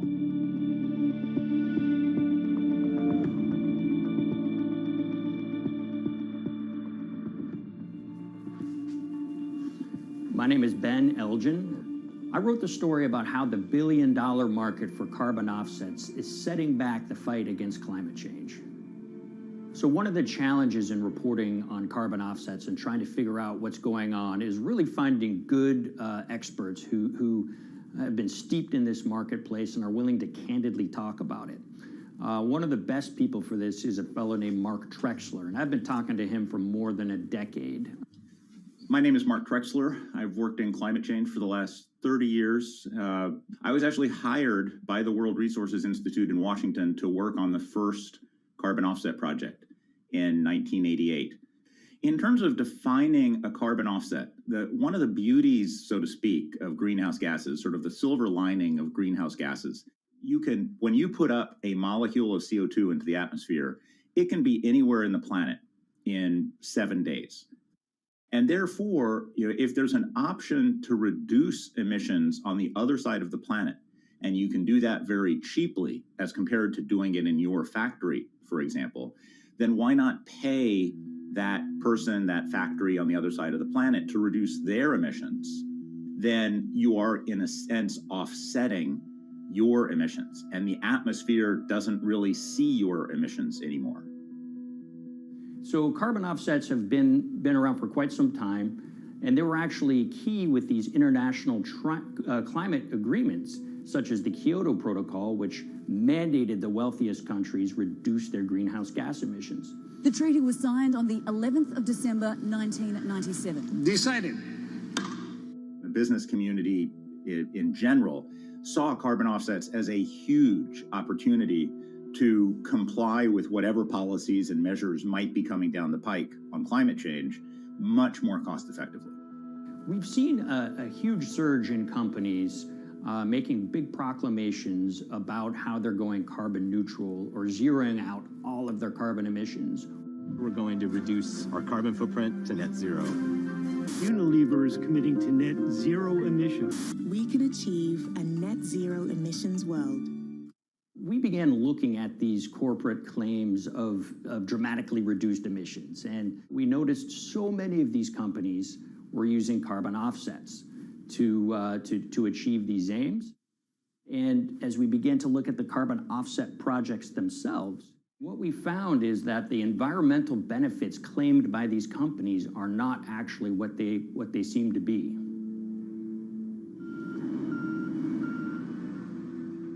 And as we sort of saw and spotted a number of these very aggressive carbon offset projects, which appeared to be generating inflated credits or bogus credits, we saw a number of them were associated with the Nature Conservancy.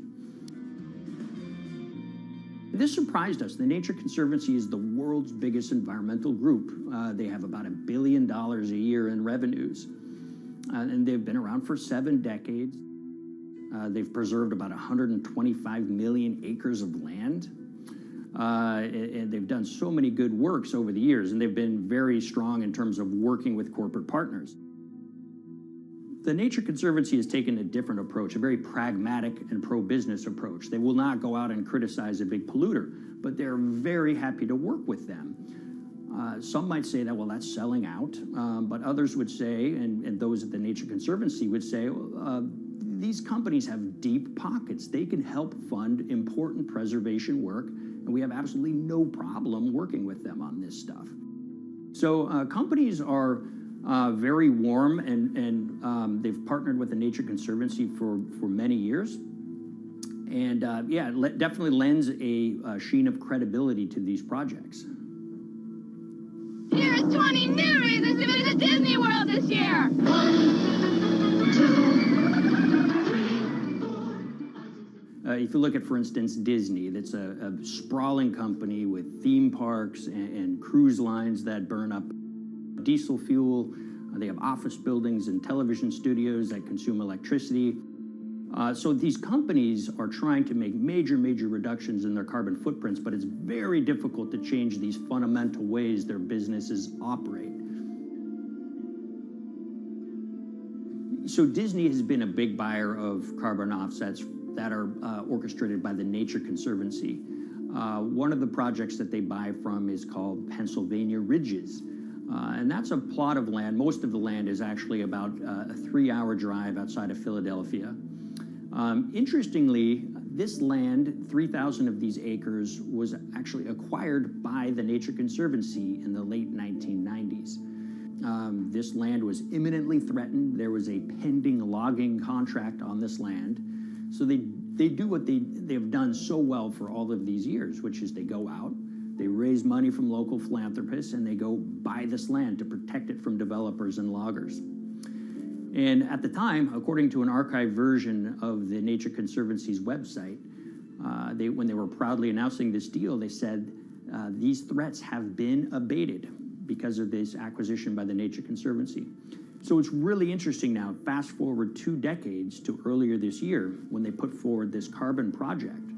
And if you look through it, this land is a key part of that carbon project. And what they're now saying is this land is now, once again, imminently threatened. 72% of the trees are going to be cut within 5 years. Now, this is just astounding because this land is owned by the Nature Conservancy. They do not clear-cut land that they've bought through philanthropic donations. So this scenario that they've put forward to get carbon revenues is not really plausible. And what that means is when you have Disney coming in and buying these credits, when it eventually lowers its carbon footprint because of these credits, well, that won't be a credible or truthful claim by Disney.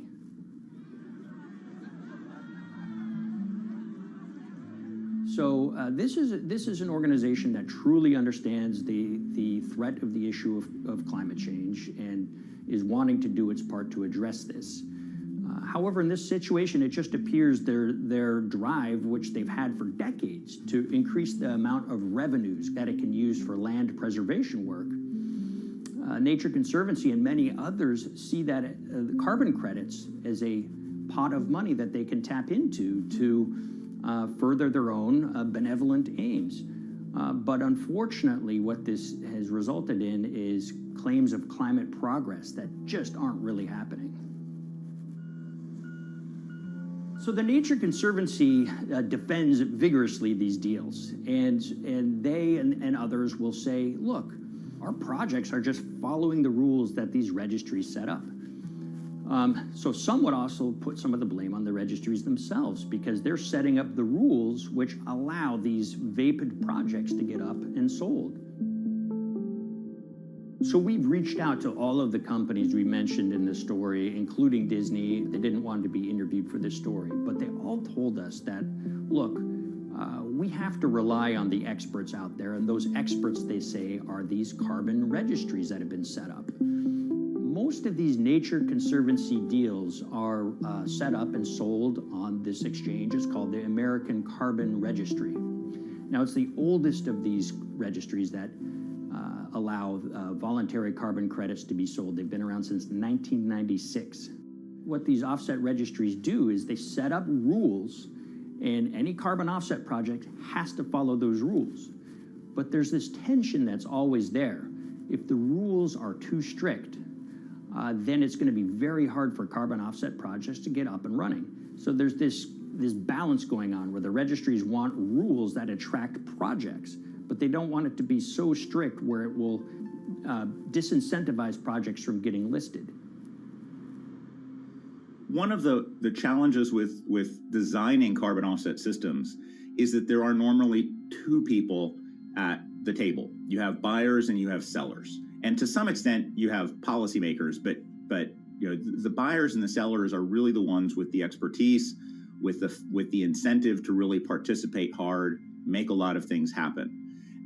And the challenge there is that both of them sort of want the same thing, or they're both happy with the same thing. They're happy with low-cost offsets and a lot of them, because that works for their business model. You end up, though, with nobody really representing the atmosphere, so to speak. Nobody's really representing the climate in those discussions. And so the policies end up biasing the whole system, and you end up in sort of a race to the bottom, and that's what we've seen happen. You know, when it comes specifically to the topic of carbon offsets, you know, I am a fan of carbon offsets in the sense that they can help mitigate climate change. They absolutely can. But, you know, if we're not going to do it correctly in a way that actually does help mitigate climate change, then it's nothing but a distraction. And, you know, after 30 years, you have to start wondering, is it really just a distraction? And that's really unfortunate, but that's where we are. Ultimately, what needs to happen is systemic change. You know, we're sort of nibbling around the edges with some of these different things. We need to change how we produce energy. We need to change how we transport ourselves. We need to change what and how we eat. You know, we need systemic change associated with transitioning to a low carbon economy. A lot of what we're doing today is not promoting systemic change. It's sort of trying to stick your thumb in the dike to preserve the current system. And at the end of the day, that can't really work.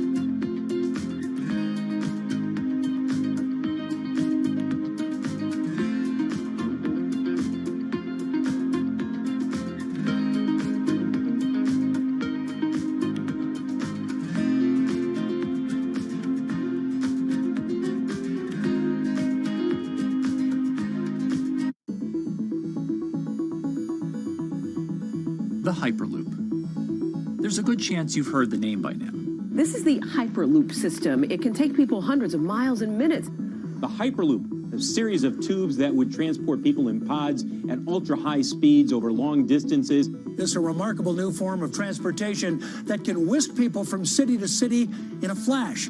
29 minutes from New York to D.C., 30 minutes from L.A. to San Francisco. For years, we've been seeing these futuristic, utopian renderings of some cross between a spaceship and a monorail. But lately, the Hyperloop is becoming much more real. Yes! It was surreal to be even sitting inside a Hyperloop, and just even more incredible to actually be like riding down a track in something that was nothing more than a crazy idea 6 years before.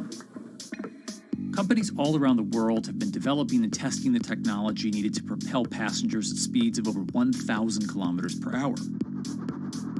But for many, speed is only the first step to unlocking the full transformational effects of a new mode of transportation. Fast is what we just sort of take for granted in the Hyperloop world. It's the network effects that really deliver the benefit. And that opens up a completely different scale of economic opportunity.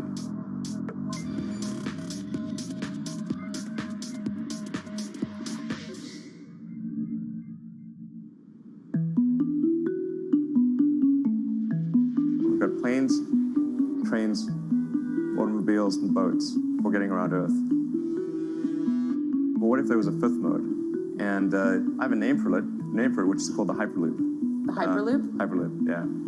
In 2013, while riding high on the growing success of Tesla and SpaceX, entrepreneur Elon Musk released a white paper outlining the basic framework of the technology he called Hyperloop. The basic idea goes a little something like this. A tube reduces the air pressure to a near vacuum-like environment. A Hyperloop pod is then suspended in the tube, usually by magnetic levitation. The whole pod can then be propelled forward. Because there's no traditional friction sources like air resistance or rolling friction that would push back against the pod, the Hyperloop is able to move at incredibly high speeds and do so fairly efficiently. Despite its futuristic name, however, the general concept behind Hyperloop is actually pretty old. In fact, New York City's first attempt at an underground public transit system in the 1870s was based on a similar principle. The pneumatic transit system was short-lived, however, only stretching one block and topping out at a rather leisurely 10 miles per hour. While Elon would make some 21st century improvements to this concept and bestow a very 21st century name, he wouldn't end up pursuing the technology itself, instead electing to focus his efforts on something a little bit deeper, literally digging the requisite tunnels via his boring company. It would take another billionaire industrialist who dabbles in spaceflight. No, wait, not that one. Yeah, that's the one. After Richard Branson would make a large investment in the company Hyperloop One, it would be renamed to Virgin Hyperloop. What we've always been trying to do as a company is show that this technology could work, that it could be made safe, and that ultimately it's something that's happening in the next couple of years, not the next 20 years. Josh Geigel is the co-founder and CEO of Virgin Hyperloop. In a familiar tech startup story, he's seen the project go from a garage to a large-scale testing facility outside of Las Vegas. So we started building the first kind of Hyperloop system in 2016. We've done a lot of work, about 500 tests that we've done on that over the last 5 years. And what we realized that we need to do is take that technology, show that it can be commercial, so drive the cost down, improve the efficiency, improve the performance. But the key thing is actually making it approachable and safe for individuals. In order to do that, Josh, along with Virgin's head of passenger experience, Sarah Lucian, bravely volunteered to take the inaugural ride. What her and I were realizing is we're the first two people sitting in a Hyperloop. The only type of people that have gone through this environment are in spacesuits, and there we are in just normal clothes because of the system, the safety of what we've designed. 3, 2, 1, launch. And then once we started going, you felt a bit of acceleration. We accelerated a little bit harder than we would in commercial. It'd be like a sports car. Yes. We got to about 108 miles an hour on that test. And it's a short run. It's about 500 yards or so, and came to a stop. The test, lasting only about 20 seconds and covering only a quarter of a mile at just over 100 miles per hour, is a long way away from a true functioning Hyperloop. But as for optics, it's a crucial step for the future of funding. The number one question we got from investors or from project proponents or just people in general was is a Hyperloop safe? And what better way to show something is safe than by actually getting people on it. But convincing investors and governments that would likely be fronting some of the construction costs for an unproven technology is no easy task. First and foremost is the question of safety. Most people don't know how an airplane works, but yet they get on an airplane. They get on an airplane because, it's faster than driving, and most importantly, they've probably gotten off of one before, they've seen someone get off of one before. And so what we set out to do was actually show that Hyperloop could be safe with two normal people, not astronauts, not adrenaline junkies or test pilots or anything like that. Two normal people getting on a Hyperloop, and then most importantly, those two people getting off. But beyond safety concerns, constructing Hyperloops will undoubtedly require a significant capital investment to the estimated tune of around $60 million per kilometer of track. So a track from San Francisco to Los Angeles, for example, is likely to come with a price tag over $10 billion. And before large governments are willing to come in and front those costs, investors who are funding Hyperloop development must accept it as a long-term mixture of technology and infrastructure investing. Investors that are used to short returns because you're developing apps or something to that effect, those aren't the investors that really get excited about Hyperloop. What you start to see is the people that are looking at platform technologies, right? So this idea that because the smartphone existed, Uber could exist, right? So who are like the Vanderbilts of this century? And that's the part where you're going to get a lot more no's than yeses. But those people that have the ability, the fortitude to stick it out, to see the game-changing platform here, those are the people that we're looking for. And since we've done that passenger test, there has been a lot of interest that's really, this is a lot sooner than I thought.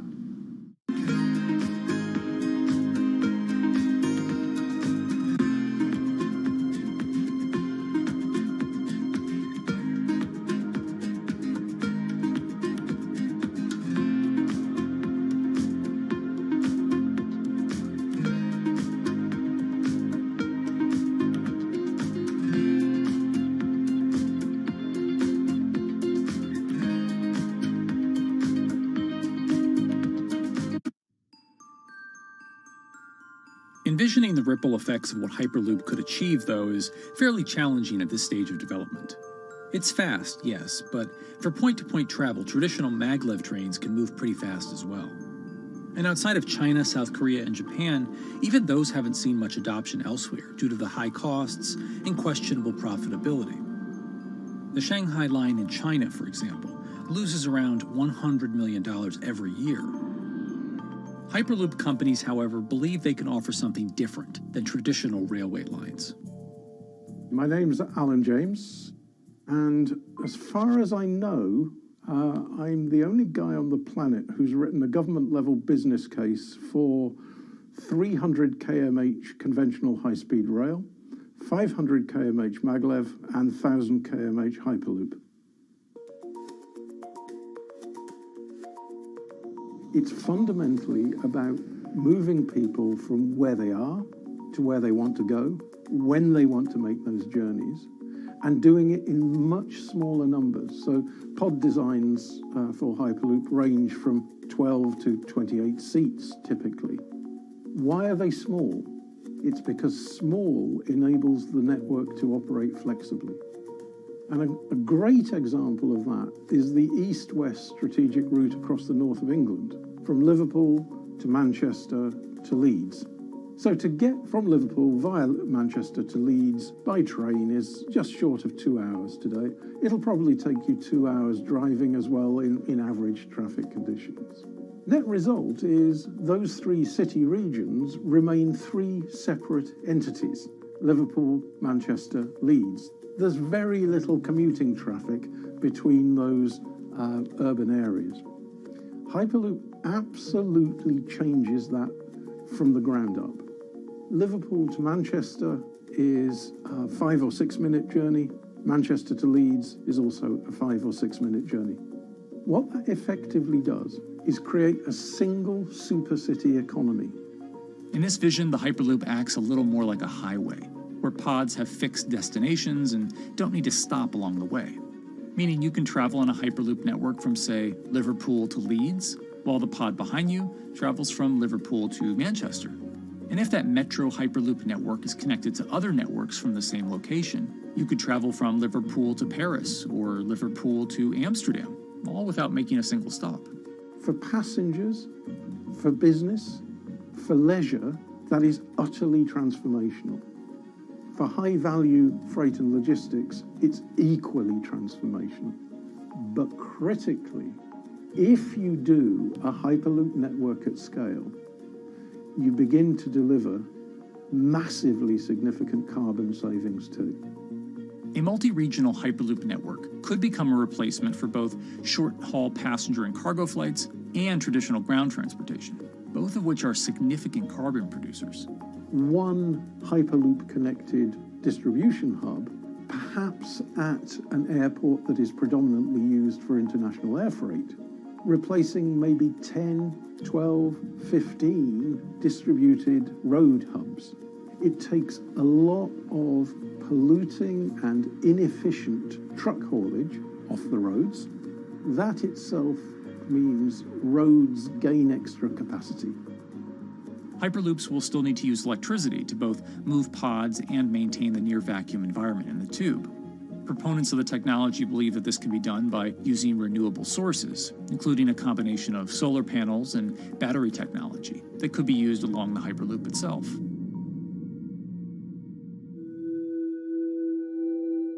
But even with all multipliers of time and carbon emission savings that a Hyperloop network may provide, the investment capital required to actually build such a network becomes even more economically and politically daunting. Committing doesn't mean spending billions on day one. Committing means, how do we phase it?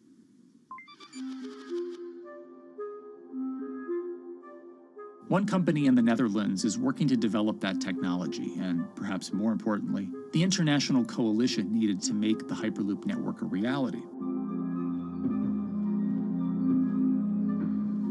So we are here in Europe's first full-scale Hyperloop test facility, where we can already prove every conceptual technology of the Hyperloop. This is Tim Houter, a co-founder and CEO of Hart Hyperloop, headquartered in the city of Delft.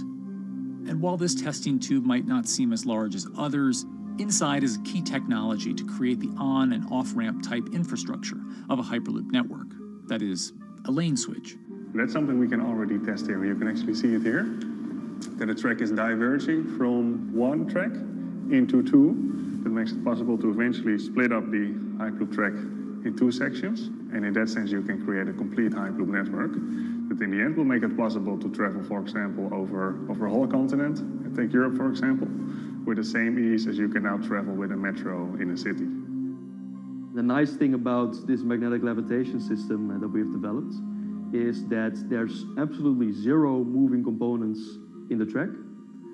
So for example, if you have to do a lane switch, all you do is that the tube basically splits up, and statically the tracks also split up. And whenever the vehicle enters a switch, it either pulls itself to the right with its magnets, or it pulls itself to the left with its magnets.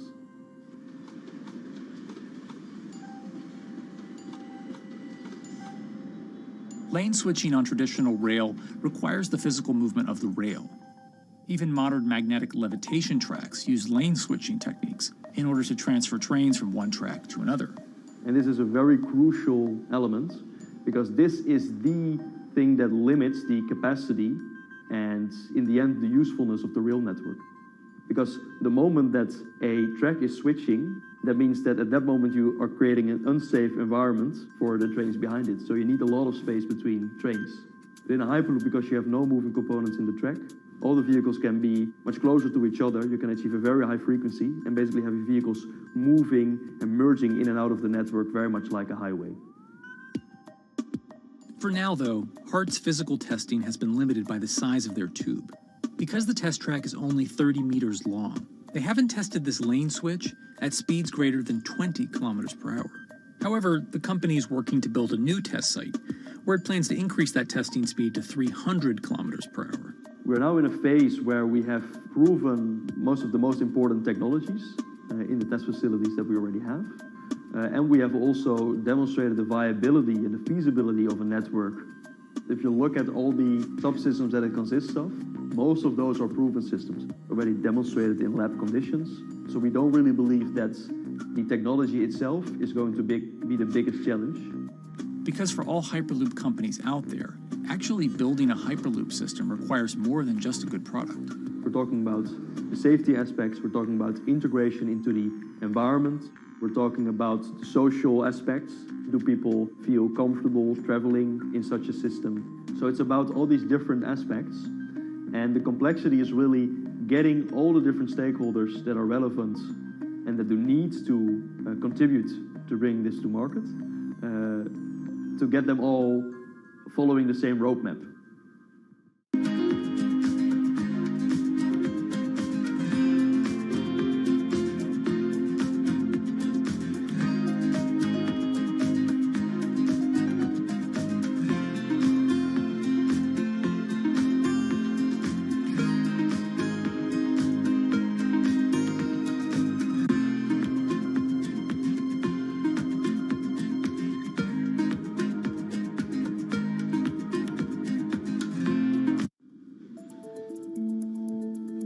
In order to help build this coalition of private and public interest in Hyperloop development, HART in 2018 partnered with other Hyperloop companies from Europe and Canada. The goal was to define, establish, and standardize the framework to regulate Hyperloop systems. Right now we are working with all the Hyperloop developers together in setting up the first, let's say, structure for starting the standards drafting. One of the most important goals for HART is interoperability, which is essentially making sure the different systems can communicate with each other. Interoperability is so important because what we want to achieve is actually have this seamless travel experience. So you don't want to end up, for example, going from Madrid to Paris and then switching because you need to use a different technology to get, for example, to Amsterdam. The idea being that as companies around Europe create the first commercial Hyperloop tracks between individual cities, one day those can all be connected to a larger network. Everyone that believes that Hyperloop is a future transport system also realizes that there is a need to have this network because that's where Hyperloop thrives. Hyperloop is such a huge project. It's definitely not something that you can do on your own or as a single company. So you need to do it with a lot of other companies. You need to have the governments. And I think in that sense, the biggest challenge that we've encountered is to really get all the required parties together to take the steps in development and in commercial implementation. HART's next plan is to build the European Hyperloop Center, an open testing facility which will include a 2.6-kilometer test track. And the company hopes to test travel speeds there at up to 700 kilometers per hour. Virgin Hyperloop is also racing to construct the first commercial Hyperloop route, with projects in various states of development in India, Saudi Arabia, and the United States. Recently, the company announced plans to build a Hyperloop certification center in West Virginia, which will include a 6-mile-long test track. Proving the technology here will be crucial if Hyperloop networks can find a home among infrastructure investments that the Biden administration hopes to make. The idea that there's multiple Hyperloop companies, I think, is a redeeming aspect in the business. People really want to see something happen, so having multiple people move forward is good for that. I was struck when Josh and Sarah rode the pod. 2 or 3 of the major outlets used the phrase, "We now have a new mode of transport." And although all of that technology had existed before those 2 human beings rode it, it was the moment at which those 2 human beings traveled that short distance down the tube that in popular imagination, Hyperloop became a mode of transport. The metaphor I use with my team is that, the Wright brothers were first, but none of us fly on Wright brothers airlines anymore. If you don't continue to innovate, you're not going to be around, and so we'll continue to be at the forefront of building Hyperloop. Back in 2013, Elon had an idea. I think the difference now in 2021 is some brilliant engineers have spent real time grinding out the details. And I thoroughly expect the next 3 to 5 years to be decisive.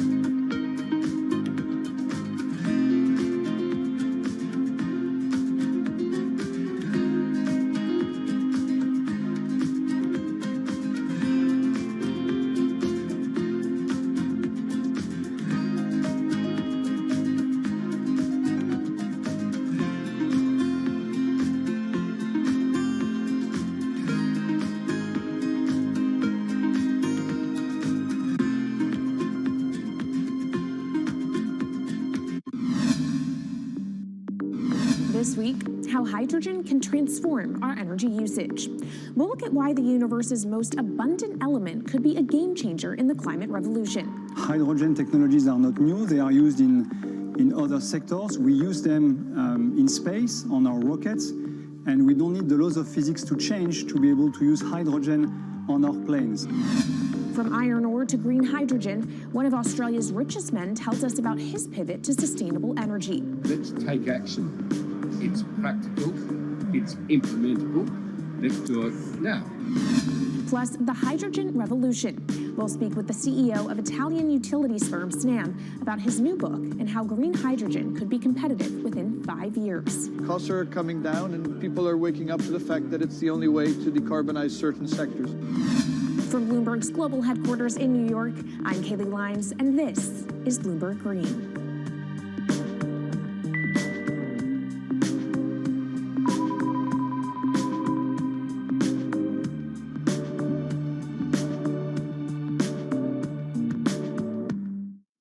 It's a new year, so here at Bloomberg Green, we're highlighting new solutions in the fight against climate change. And one of those is as old as the universe itself, hydrogen. It's the simplest element around, but could well be a game changer when it comes to turning around our dependence on fossil fuels. Today, hydrogen is used in the chemicals industry to produce petroleum products. It's also starting to be used in steel production, an industry under a lot of pressure to decarbonize.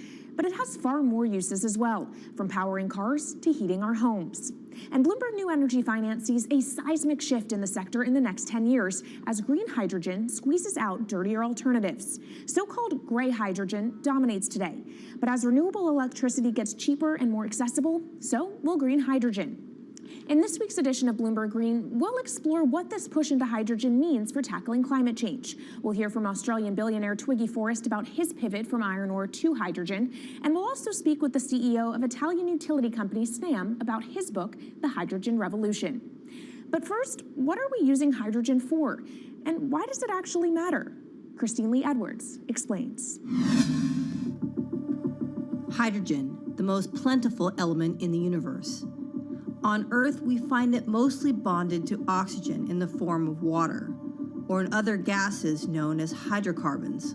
Hydrogen gas, H2, burns hot and clean, making it an attractive tool in the race to net zero. But isolating hydrogen from other elements is no easy task. Today, the cheapest way to do this is via chemical processes that break up natural gas. This releases a lot of carbon dioxide. Another method is to use electricity to split water molecules in a process called electrolysis. Although there is no carbon byproduct, a lot of electricity is needed. And if this power comes from burning coal or gas, it negates the zero emissions goals of using hydrogen to begin with. Hydrogen produced in this way, powered by fossil fuels, is called gray hydrogen. If carbon capture and storage is used together with fossil fuels, then it becomes blue hydrogen. If nuclear power is used, it's called pink. And finally, green hydrogen is when it's produced via electrolysis and powered from renewable sources. This method is considered emissions-free. It's predicted that by the early 2030s, H2 made from renewables will be cheaper than that made from fossil fuels. But that hinges on the cost of electrolysis declining, which will be achieved through larger projects and an expansion of manufacturing.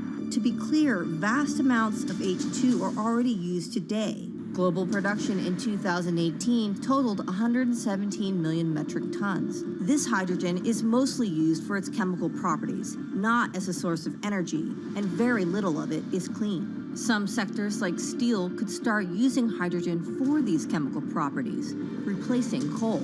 Industries like cement and glass may also use hydrogen as a source of heat. Another advantage is its energy storage potential. It can be stored over long periods of time and used when more power needs to be added to the grid. It also could hold an advantage over batteries in heavy transport and shipping. The promise of hydrogen for energy has been around since at least 1874, when Jules Verne wrote about it in his book, The Mysterious Island. But the future of hydrogen will depend on policy. Countries with net zero targets, carbon pricing, and hydrogen strategies with investment mechanisms are likely to see the highest H2 demand.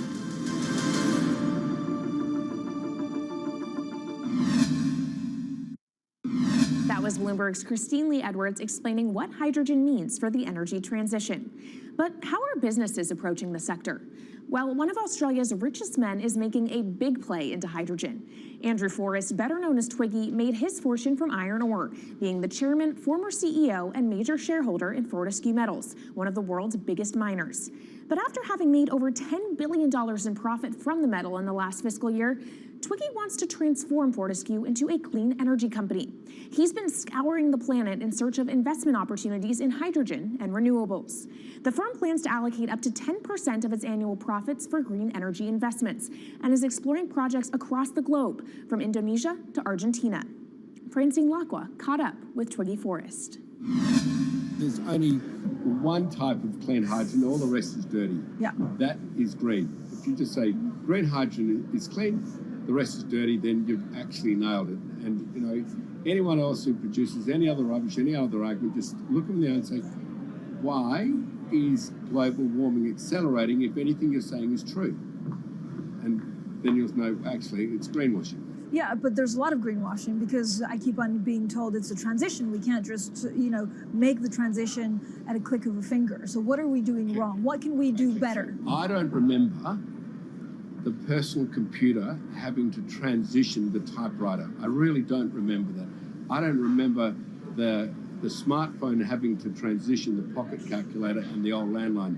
You know, its transition line is complete rubbish. The lie got put to it 2 days ago when JCB, a really loved British company, every right for the country to be proud of JCB, and Fortescue, holding a bit of a similar reputation, fantastic track record, everyone's done super well from Fortescue, huge balance sheet, super strong.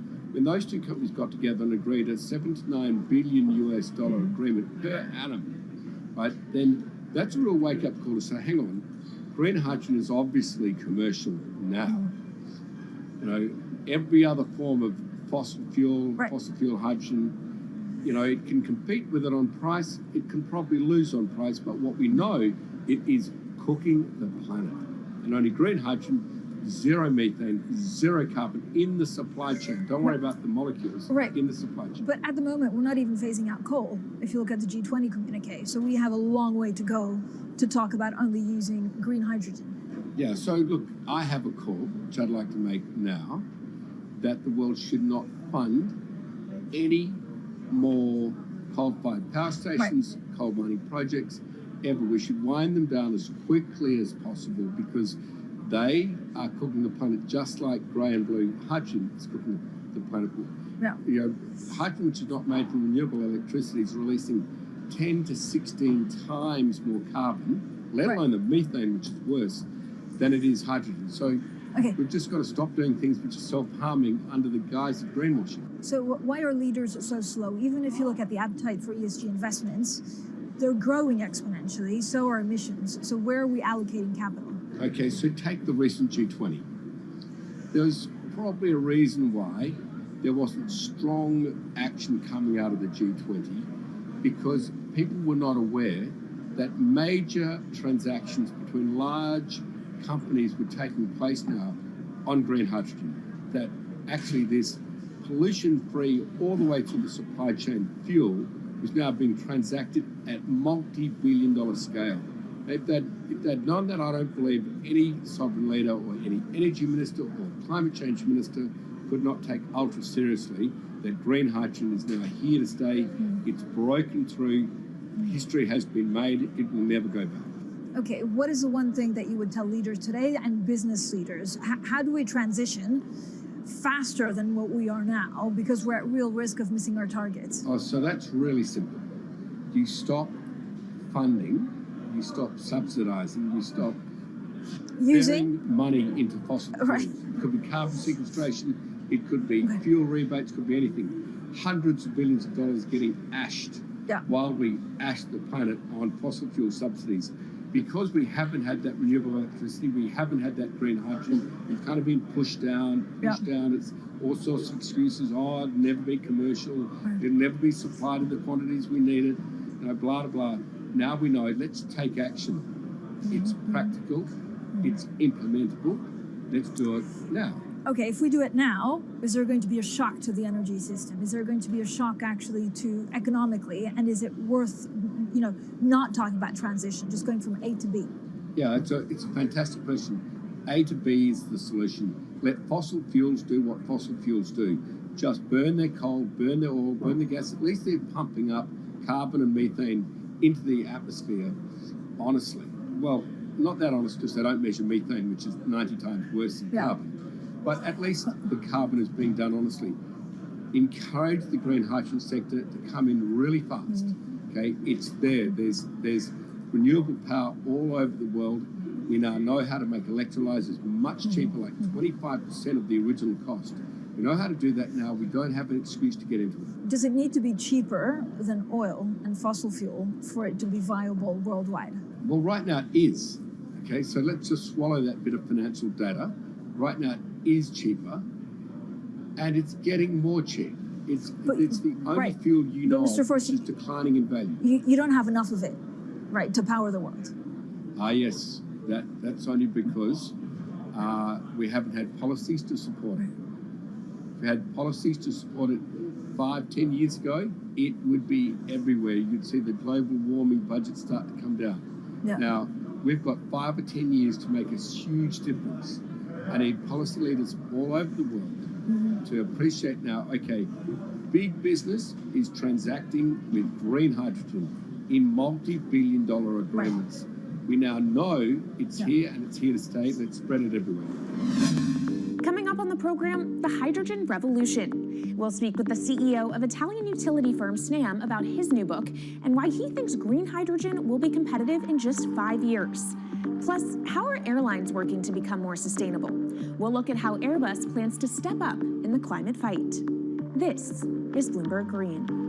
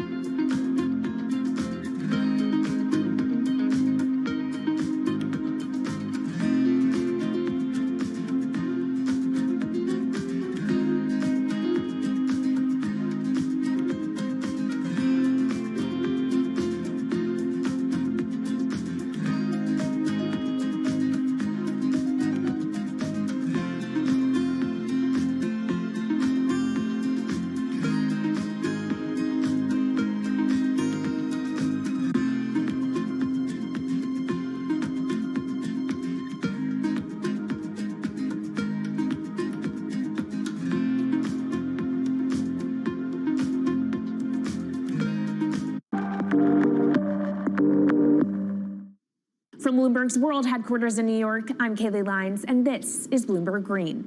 What will the world look like in 2050?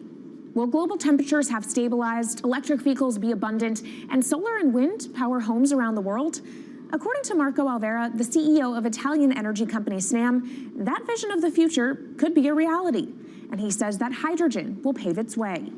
As he tells it in his new book, The Hydrogen Revolution, Alvera's moment of reckoning came in November 2018 when he tasked the Snam Scenarios team with studying how Europe could reduce its CO2 emissions to zero by 2050. Looking through the results of the study, Alvera said he was struck by how much hydrogen was in Europe's energy mix by that year.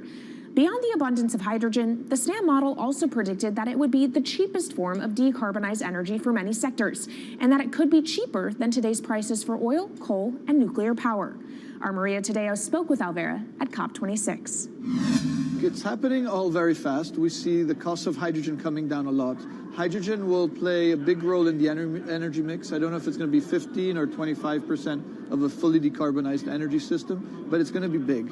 Costs are coming down, and people are waking up to the fact that it's the only way to decarbonize certain sectors, the so-called hard-to-abate sectors. And you say it's the only way and the costs are coming down. Where do you see prices moving? Because a lot of the reticence at times has to do with the pricing, that some argue, well, it's still not the cheapest option on the market. So when I was first working in hydrogen in 2004, it was costing $1,000 per megawatt hour. 2010, 600. Today, 100, and we see it going down to 50 in 5 years' time, and to going down to $25 per megawatt hour in the next 10 years or so, which is a quarter of where it is today. That's really because renewable energy, and we're talking green hydrogen here, renewable energy costs are falling, but the cost of making the electrolyzer, which is the kit that you use to convert solar or wind energy and water into hydrogen, the cost of this kit is falling a lot because it doesn't really exist on an industrial scale. So as we build up capacity, we industrialize it, we standardize it, and we squeeze costs out. That's really the cost trajectory. And for that, of course, you need demand, however, for governments and also institutions to kind of buy into this idea that it is the future and we want to invest and create infrastructure. What are they telling you? When you speak to governments, when you speak to officials, are they keen on this? They're very keen. So the Department of Energy shares our view in the States of getting to below $1 a kilo, which is $25 a megawatt hour. The European Union has a hydrogen strategy, which is very clear, and several member states have the same. Chile wants to export a lot of hydrogen. China's big on hydrogen. Australia's very big on hydrogen. Japan is blending already hydrogen. So I would say the world is now really focused on this because it's the only way to store energy for a long period of time economically is to convert it into either a liquid or a gas. And of course, you talk about the price, but the other big component is the volume. You know, how big can you go? Where do you see that on a time scale? So wherever it's sunny or windy, you can produce very cheap hydrogen eventually. And so compared to oil and gas, which are concentrated in few parts of the world, it's going to be very democratic from that point of view. So every sunny place, every desert, every ocean wind can be turned into hydrogen that we can put on ships, in pipes, and really start trading it around the world. So it's going to happen a lot faster than a lot of people think. So, and when you say a lot faster, what is that in time? As I said, $50, which is essentially oil parity within 5 years. And then, depending on how quickly we ramp it up after that, we could get to $25, which is coal parity before the end of the decade. And in big scale. In big scale, because once you get to coal parity, that's the only way we're going to get China and India to stop burning new coal. We have businesses in China and in India, and I see a lot of hydrogen development, a lot of renewable development in both countries. The India announcement was incredibly strong on 2030. Some people were upset about the 2017 net zero deadline, but when it comes to 30, he announced a big commitment to get to 50% renewables. Were you surprised by it? I was surprised that they would make it so explicit, and even the net zero is a big thing for them. And so I think it will happen faster than 2070 because of the falling cost of renewable and hydrogen. India's burning 80 gigawatt of oil, of diesel, to keep the lights on. So there's an immediate opportunity there, and we're very interested in working in that country. And with regards to China, perhaps the fact that we haven't really seen them active, I guess the diplomats are working on this, but we haven't really seen the leadership.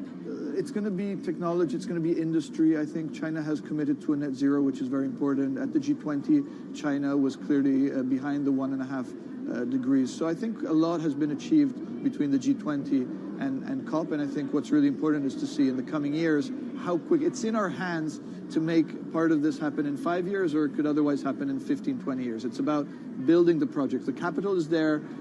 We saw how many trillions of dollars are already committed. What's missing is really the projects, and that's where companies like us step in. Marco Alvera, CEO of SNAM there, speaking with our Maria Tadeo. Let's turn now to the aviation industry. It's a big contributor to global greenhouse gas emissions, and it's under pressure to change that. In October, the International Air Transport Association, a trade body representing airlines, approved a target of achieving net zero emissions by 2050. To achieve that, many airlines in the US and Europe are looking to buy sustainable aviation fuel made from renewable sources like used vegetable oil. Initiatives like these are pushing plane makers to come up with some radical new aircraft that will eventually cater to our growing appetite for travel without hurting the environment. We took a look at how Airbus, the world's #2 aircraft manufacturer, is stepping up to the challenge. How long until we can fly emission-free? Airbus says it's more confident by the day it can be done by its 2035 target.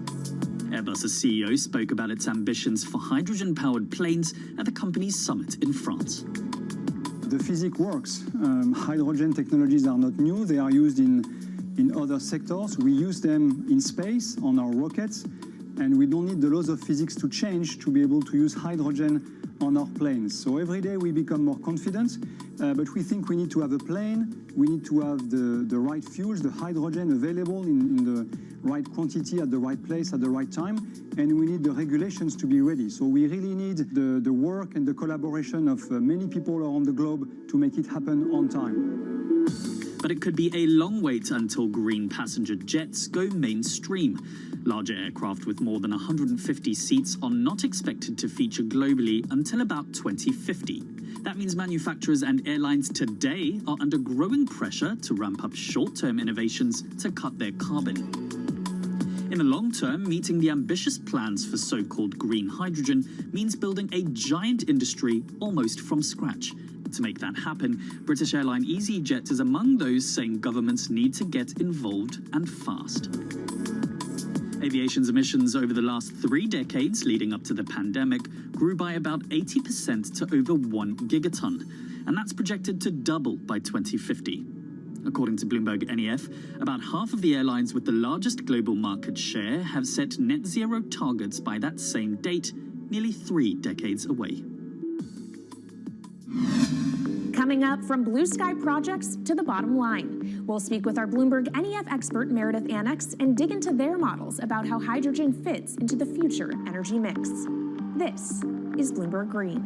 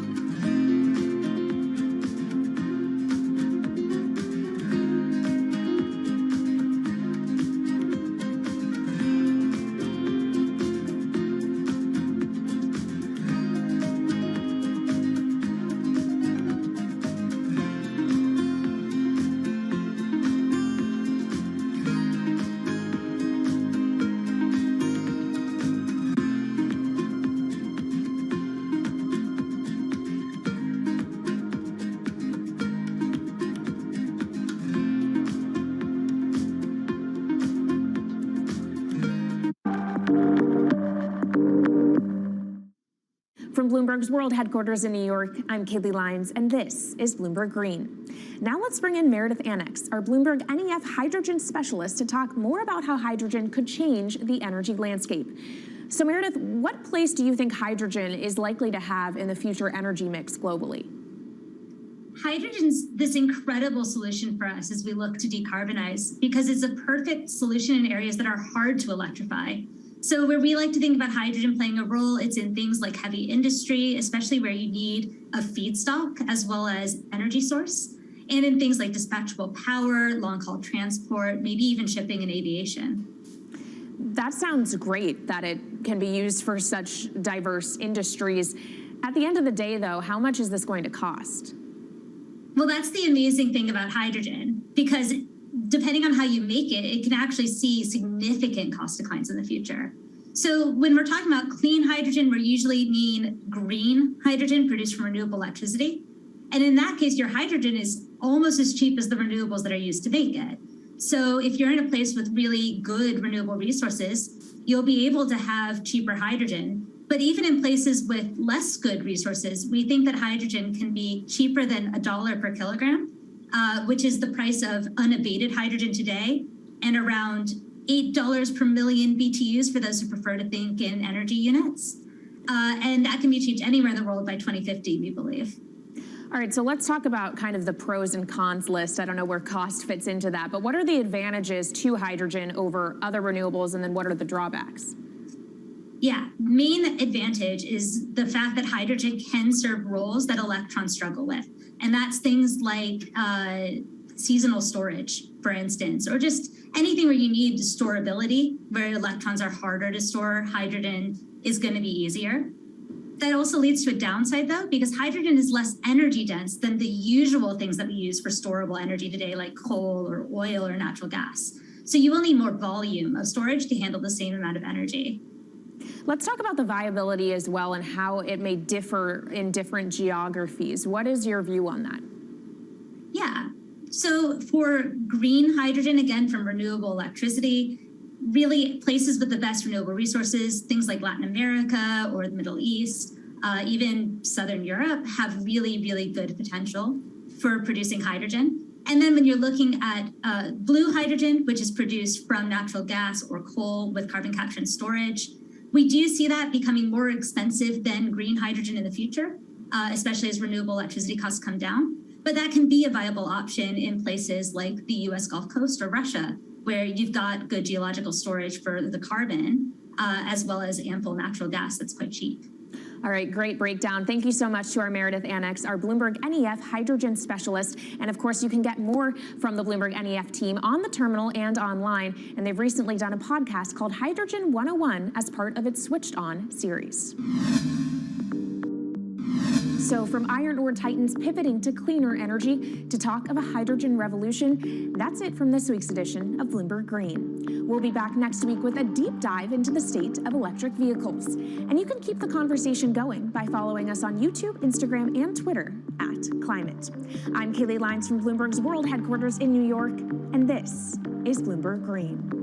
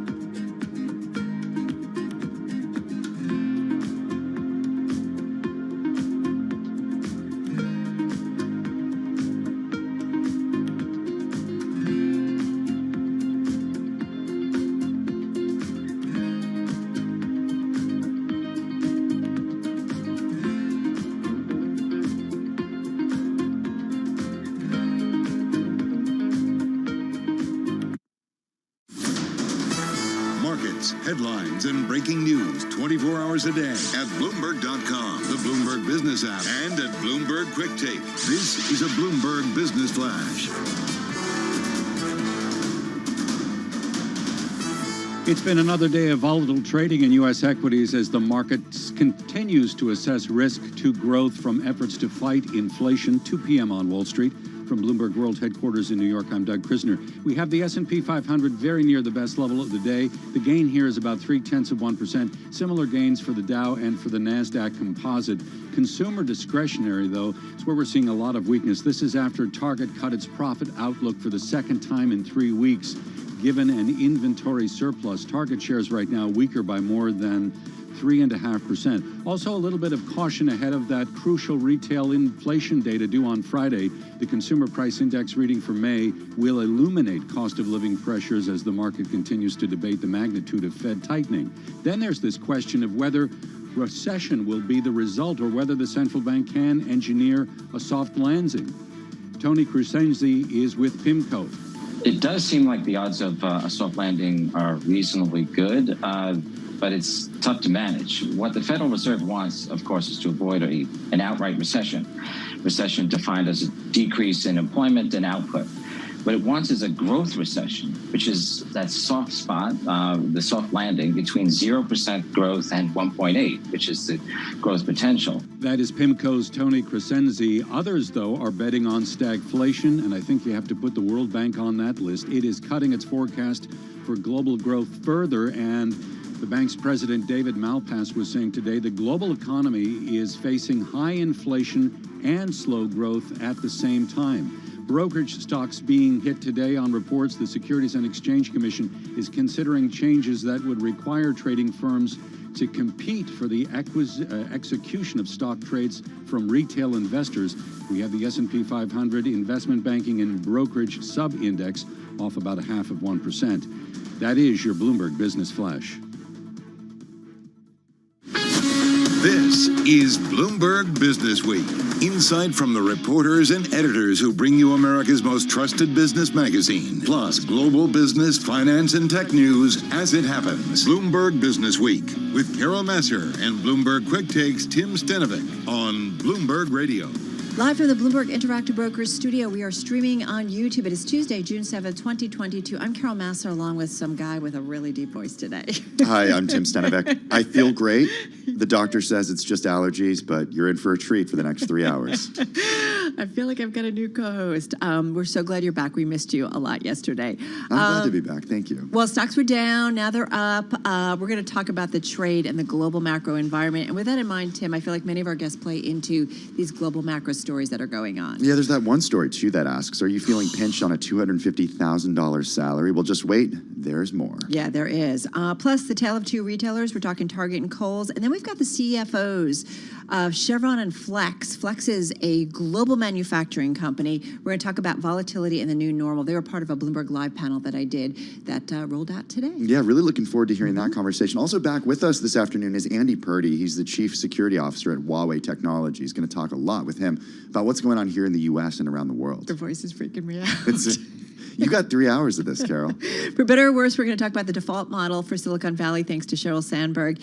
And then we've got the author of a new book offering up some solutions to the middleman economy. If you feel like the world and the economy is taking advantage of you, you are not alone. So it's not all in your head? No, it's not all in your head.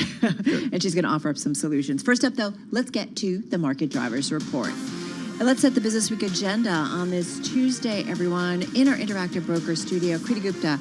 She's Bloomberg Markets correspondent, along with Jess Menton, who is equities reporter here at Bloomberg News. Perfect team to talk about the trade. And it's kind of funny trade. We're up, but I feel like it's tortured again. It's kind of a wonky trade, but I think this is maybe a little bit reassuring in some ways. I mean, let's just kick it off with the fact that volume is down. So this is something you do have to take with a little bit of a grain of salt. But we did see these marginal gains yesterday as well. Which is a thing we hear, right? We'll be up, but it's on low volume. It's on low volume, but also, I think the marginal gain story is important because when you see the market rally, say 1-2% in one day, it's immediately to me that this isn't sustainable. Someone's going to pull back tomorrow, and it's not going to, that's just not a sustainable rally. I think a good kind of rally, just surface level, looks like kind of what you're seeing right now, up 0.4%, up 0.6%. I think in the last 2 years, the market has gotten so used to these massive gains that this is actually what a normal day is supposed to look like in the stock market. You're also looking at a VIX that's dropping below below a 25 handle. So you are seeing even less volatility. And to me, that signals that maybe that idea that the bottom is in, well, today is a day that would support that. I'm not going to put a bet on the bottom being in yet. I'm not either. I'm just saying that's the case. But I do like a slow grind, especially to the upside, because I feel like that is more sustainable. All right, Jess, come in on this. How do you see it? Is she wrong?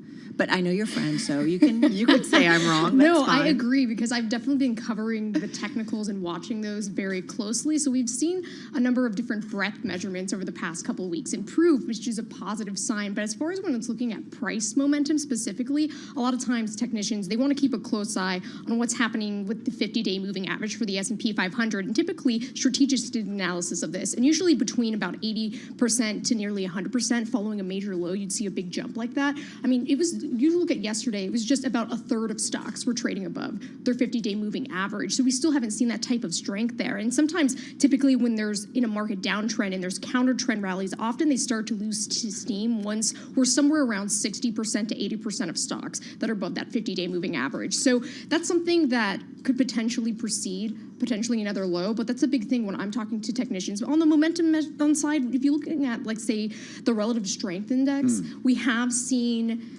some promising signs there. But again, I think it's just the momentum isn't quite there just yet. Jess, how do you explain a day with range like today, where we were down as much as 1% in the S&P 500, and now we're higher by half a percentage point? Quite the range. Right. So this year, just looking in general, as far as what's happening with the average moves on a 1% basis, either higher or lower, we're basically at the highest level since 2008. Now, there's some other data from Strategas that had put it out. So just as far as, and obviously that's, if you look at what's happening with the Federal Reserve and the rate hiking cycle, so it's not necessarily unusual that we would see another day like this, because it's keeping up with the pace that we've already seen happening this year. And so it's just yet another day. And especially like what Curdy was saying, if you're looking at what's happening with volume and obviously not quite as much there, it's just going to exacerbate those types of swings. Yes, Carol? You're waiting for me to talk. Everyone's laughing at me. I know. It's not you, Jess. No, Don't love worry. you, love you, love you. Well, debatable. I feel like you guys are all on the same page, and I do get it, right? The volume's not there, the conviction's not there, and I think it's going to be this way until we get more clarity about the Fed maybe saying they're done, they're going to wait for it, right? Like these moves. And even though we're going to get the CPI print, I mean, we just need new trend lines to kind of fall into place. Yeah, and I'm so glad you brought up the Fed, because, I mean, surprise, surprise, we've been 6 minutes into the segment and haven't mentioned the Fed yet. But this is huge, because, I mean, let's put the Fed on ice for a second, but globally, overnight, the big move in the markets was what you heard from the Reserve Bank of Australia, the RBA. They hiked by way more than 50? anyone expected, 50 basis points. There was like a headline on the story that like 50 is the new 25. Essentially, but basically it's interesting because the edge that the dollar had, the edge that the Fed has, was that they were going to tackle inflation. They were going to tackle it hard. Now you see other central banks saying, well, actually, we're going to tackle it hard too. What does that do when the Fed is no longer leading and everyone is being very, very hawkish? How many of these economies, developed or emerging, end up in recession because of that? Right. I do wonder, Tim, like how much we overdo it. Did you know that more than 60 central banks, monetary authorities around the world have raised interest rates so far this year? Yeah, it's a lot, right? It's a rising rate environment, It's right? not just the U.S., it's not just Europe. Which creates a rethink in terms of valuation, certainly on the equity side or financial assets. We've never been here before, right? A lot in the last, 20, 30 years, we haven't been We've never been here before, right? Low liquidity, rising interest rates, no stimulus anymore from the government. Yeah. This is all new. Right, the cycle. Anything last? Jess? I would follow up also what Curdy was saying when it comes to the dollar, because in conversations that I've had with strategists, we could be at a point where it might potentially be overvalued. And so if there is this concern about what's happening with growth, if there is some easing there, that actually would be a boon for the broader markets. Yeah. I'm exhausted already. It's only Tuesday, Lemon. We got to run. Jess Manton, equities reporter at Bloomberg News, here in studio with us, along with Kriti Gupta, markets correspondent at Bloomberg. You are set up for your markets. Well, let's get set up for the news. Let's get a check on the latest world and national news. For that, Nancy Lyons in our 99.1 newsroom in D.C. Hey, Nance. Thanks, Tim. Inflation is getting top billing today on Capitol Hill. Treasury Secretary Janet Yellen says there's one main cause for rising prices that's impacting nations all around the world. Putin's war in Ukraine is having impacts on energy and food prices globally. We're not the only country that's experiencing inflation. You can see that in virtually every developed country around the world. Yellen, speaking before the Senate Finance Committee, says Congress can take action, though, to mitigate the costs of rising inflation by approving bills to lower drug costs and to reduce U.S. reliance on fossil fuels. Well, the wealth gap between black and white Americans is getting worse. Bloomberg's Amy Morris has more from Washington. Black Americans in 2019 had 1/6 the wealth of white Americans per capita. While that is an improvement, historically speaking, it is still less than what black Americans had back in the 1980s. The study's authors say white Americans hold more shares in publicly traded companies, while black Americans hold nearly 2/3 of their wealth in housing. The paper is circulated by the National Bureau of Economic Research. In Washington, I'm Amy Morris, Bloomberg Radio. Bipartisan talks on possible gun control bills are continuing on Capitol Hill following the recent mass shootings. Senator John Cornyn of Texas says the two sides are making progress on ideas other than an assault weapons ban. Those include red flag laws, which allow a judge to order the removal of weapons if someone is deemed a threat. Global news 24 hours a day, on air and on Bloomberg Quick Take, powered by more than 2,700 journalists and analysts in more than 120 countries. All right, Nancy Lyons in our 99.1 newsroom in Washington, D.C. Carol Masser, along with Tim Stenovic, glad to have him back here on Bloomberg Business Week in our Interactive Broker studio. Hey, a lot of stories about from the ESG world that's on the Bloomberg. I highly recommend you check them out about really kind of the big lean-in that we are seeing in the EV world and the ESG world. In the meantime, self-driving trucks, yeah, they're making a bigger step forward too. Yeah, they're going to soon make delivery to Walmart's Sam's Club stores in the Dallas-Fort Worth area, marking a significant expansion of autonomous vehicles operating in a live traffic. So here's how it breaks down, Carol. Gatik is going to partner with Georgia Pacific to drop off goods such as plates, Dixie cups, and toilet paper to 34 of the warehouses stores starting in July, the company said in a statement today. Yeah, the midsize trucks with 26-foot trailers are categorized as Class 6 vehicles, which are smaller. Let's just put it out there than the Class 8 big rigs that currently handle the job.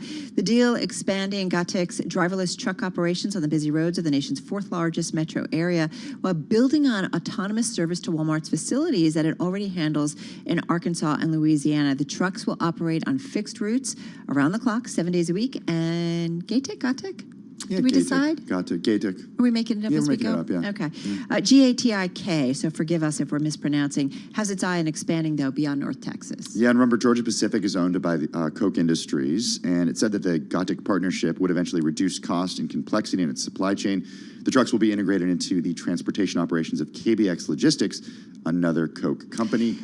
There's something cool happening in Bentonville right now. I was just going to say, because I don't know if you know this, but this company's been operating self-driving trucks for Walmart in the company's headquarters, and their headquarters city, I should say, of Bentonville since 2019. I mean, this stuff's happening, and it's going on around us. But think about the pressures that these companies are facing right now, trying to hire drivers to drive trucks. It's nearly impossible these days. So if you can remove the driver, you're saving a lot of money. Yeah, and if you can remove the person, maybe at the ports, maybe things can get done faster. We're going to talk about automation at the nation's second busiest port. We're talking about the Port of LA. That's coming up next. This is Bloomberg.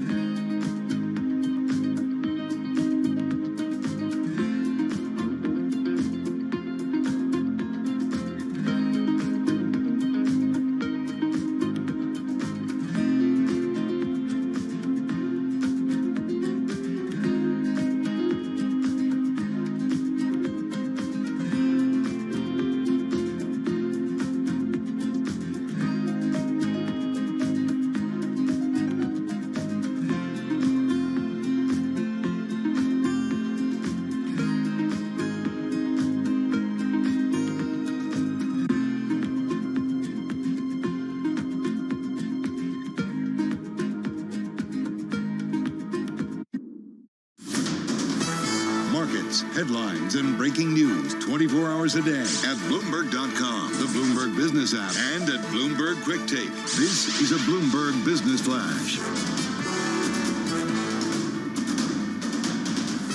The equity market is pushing higher. In fact, the S&P 500 very near its best level of the day right now with a gain of around 0.6%. Out in front of this advance, energy stocks are rallying. We also have information technology shares advancing, and the gains in infotech sending the NASDAQ composite to a gain of around, let's call it 0.7%. Where the Dow is concerned, we're up about 0.5%. Generally speaking, there's optimism that growth can continue even though the Fed is intent on raising rates to fight inflation.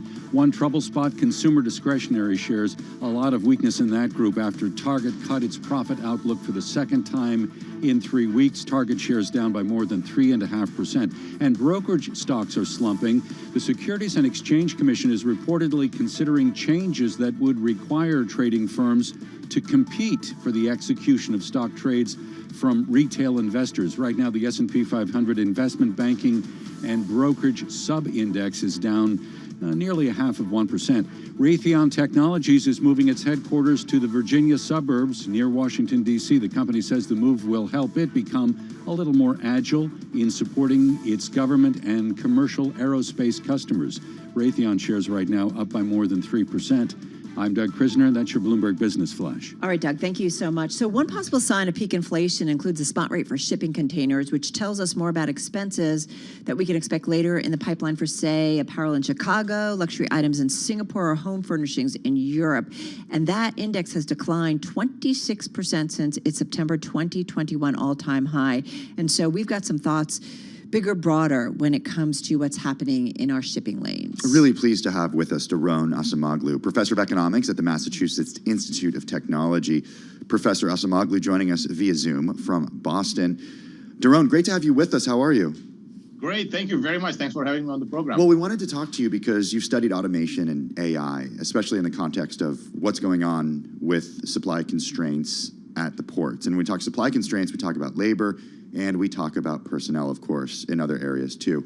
So to what extent can we expect in the near future AI to replace people and help alleviate some of this pain?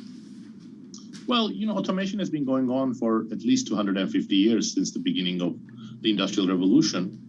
And digital technologies have accelerated some of that trend. But, we should not expect AI to start doing all sorts of jobs that we are used to. It's going to be a marginal process. But it will still be painful for some workers. You're talking about dock workers, some of the most iconic automation experiences of the last 60, 70 years, with the containers coming in and, much more mechanized forms of transport work have impacted the dock workers. Sometimes automation works out okay for not just for capital, but also for labor. There are examples of that from the West Coast, for example. But oftentimes you have to watch out that, people who lose their jobs are not really thrown into poverty. I think that's one of the issues that we have to think about in the longer term. But in the short run, I think right now, as you started your segment, we are facing a lot of supply chain disruptions, lots of shortages. So more mechanized production may be some of the solution. Daron, as you said, we've been living with automation for a long time, man and machine, trying to figure it out. What's the way forward? We've talked about it with AI, how that can help a venture capitalist look at a lot more deals and smaller deals that they might not spend the time on because it's not worth their effort, but AI can help them filter through, or machine learning. Same thing with doctors, that can help screen patients, that gives them a broader view of being able to kind of handle patients. So I do wonder, how do we need to be smarter about what is the conversation between man and machine going forward, where automation actually helps us? It isn't just about replacing humans in the workforce. I love how you put it, at the beginning. Your examples are all about what I would call machine usefulness. They are instances in which machines, in the majority of the cases you mentioned, digital machines, that have been designed to be useful to doctors, to paralegals, to finance professionals. We see also some of that taking place in the developing world. For example, completely transformative digital technologies that have helped some of the poorest countries in the world. I think that is actually the right model for moving forward. Find ways of using digital technologies, including machine learning and abundant data that now many companies have access to, in a way that's going to be useful to people. But that's not always the same as automation. It will involve some automation, but if we become too obsessed with automation, that may not actually satisfy the machine usefulness principle. We may do it when it's actually not helping humans, and we may actually overdo it. So I think that's the balance that we have to hit. I think when it comes to introducing heavy machinery to help with physical tasks, I think we have to do that. There's no way out of that.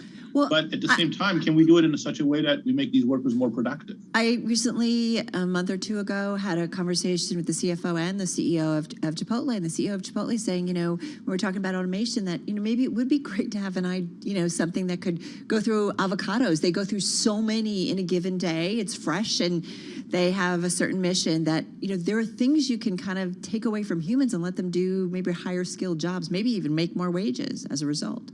Absolutely. When that works, that's great. But just taking away jobs from low-skilled workers without providing them with new opportunities isn't the solution. I think that's what we have to bear in mind. For every automation effort, we should also ask, well, what can we do now for these workers who are losing their jobs? And a lot of that answer is technological and training-based. We have to keep that in mind. Daron, before we let you go, just in the last minute that we have with you, for our investing audience, what are some of the companies that they should keep an eye on that are operating in this space? And I know you're an academic, but you've written a lot about this. I think there's a lot of new energy coming in the tech world when people are looking at the problems differently. Look at the health space or education space.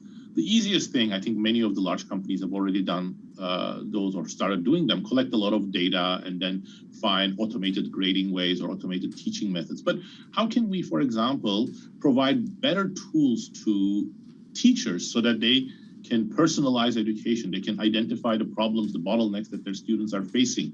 How can we provide more empowering tools to nurses, essentially at a time when we have nursing shortages?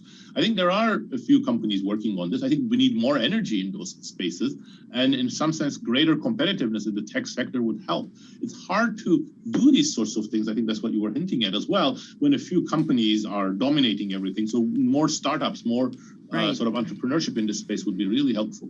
Daron, hopefully you can come back, as this is an important conversation of our time, and I think we need to have a better understanding. And I think workers certainly have some concerns that are out there.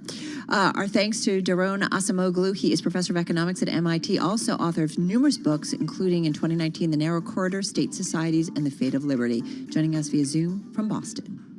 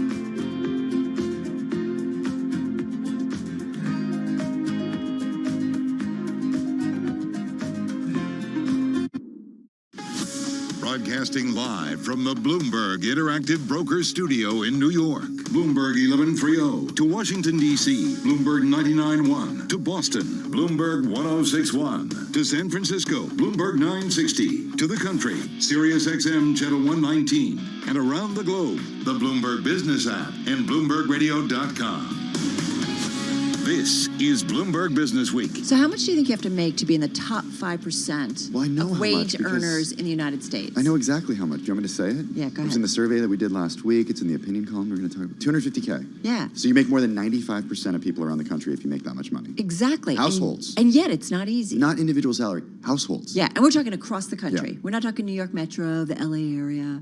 Okay, we're going to get into the story. It is among our most read, so we'll get to it in just a moment. In the meantime, let's get back to your top business stories. Let's check on that trading day. Here is Doug Krisner. Hey, Carol, of the 11 industry groups within the S&P 500, only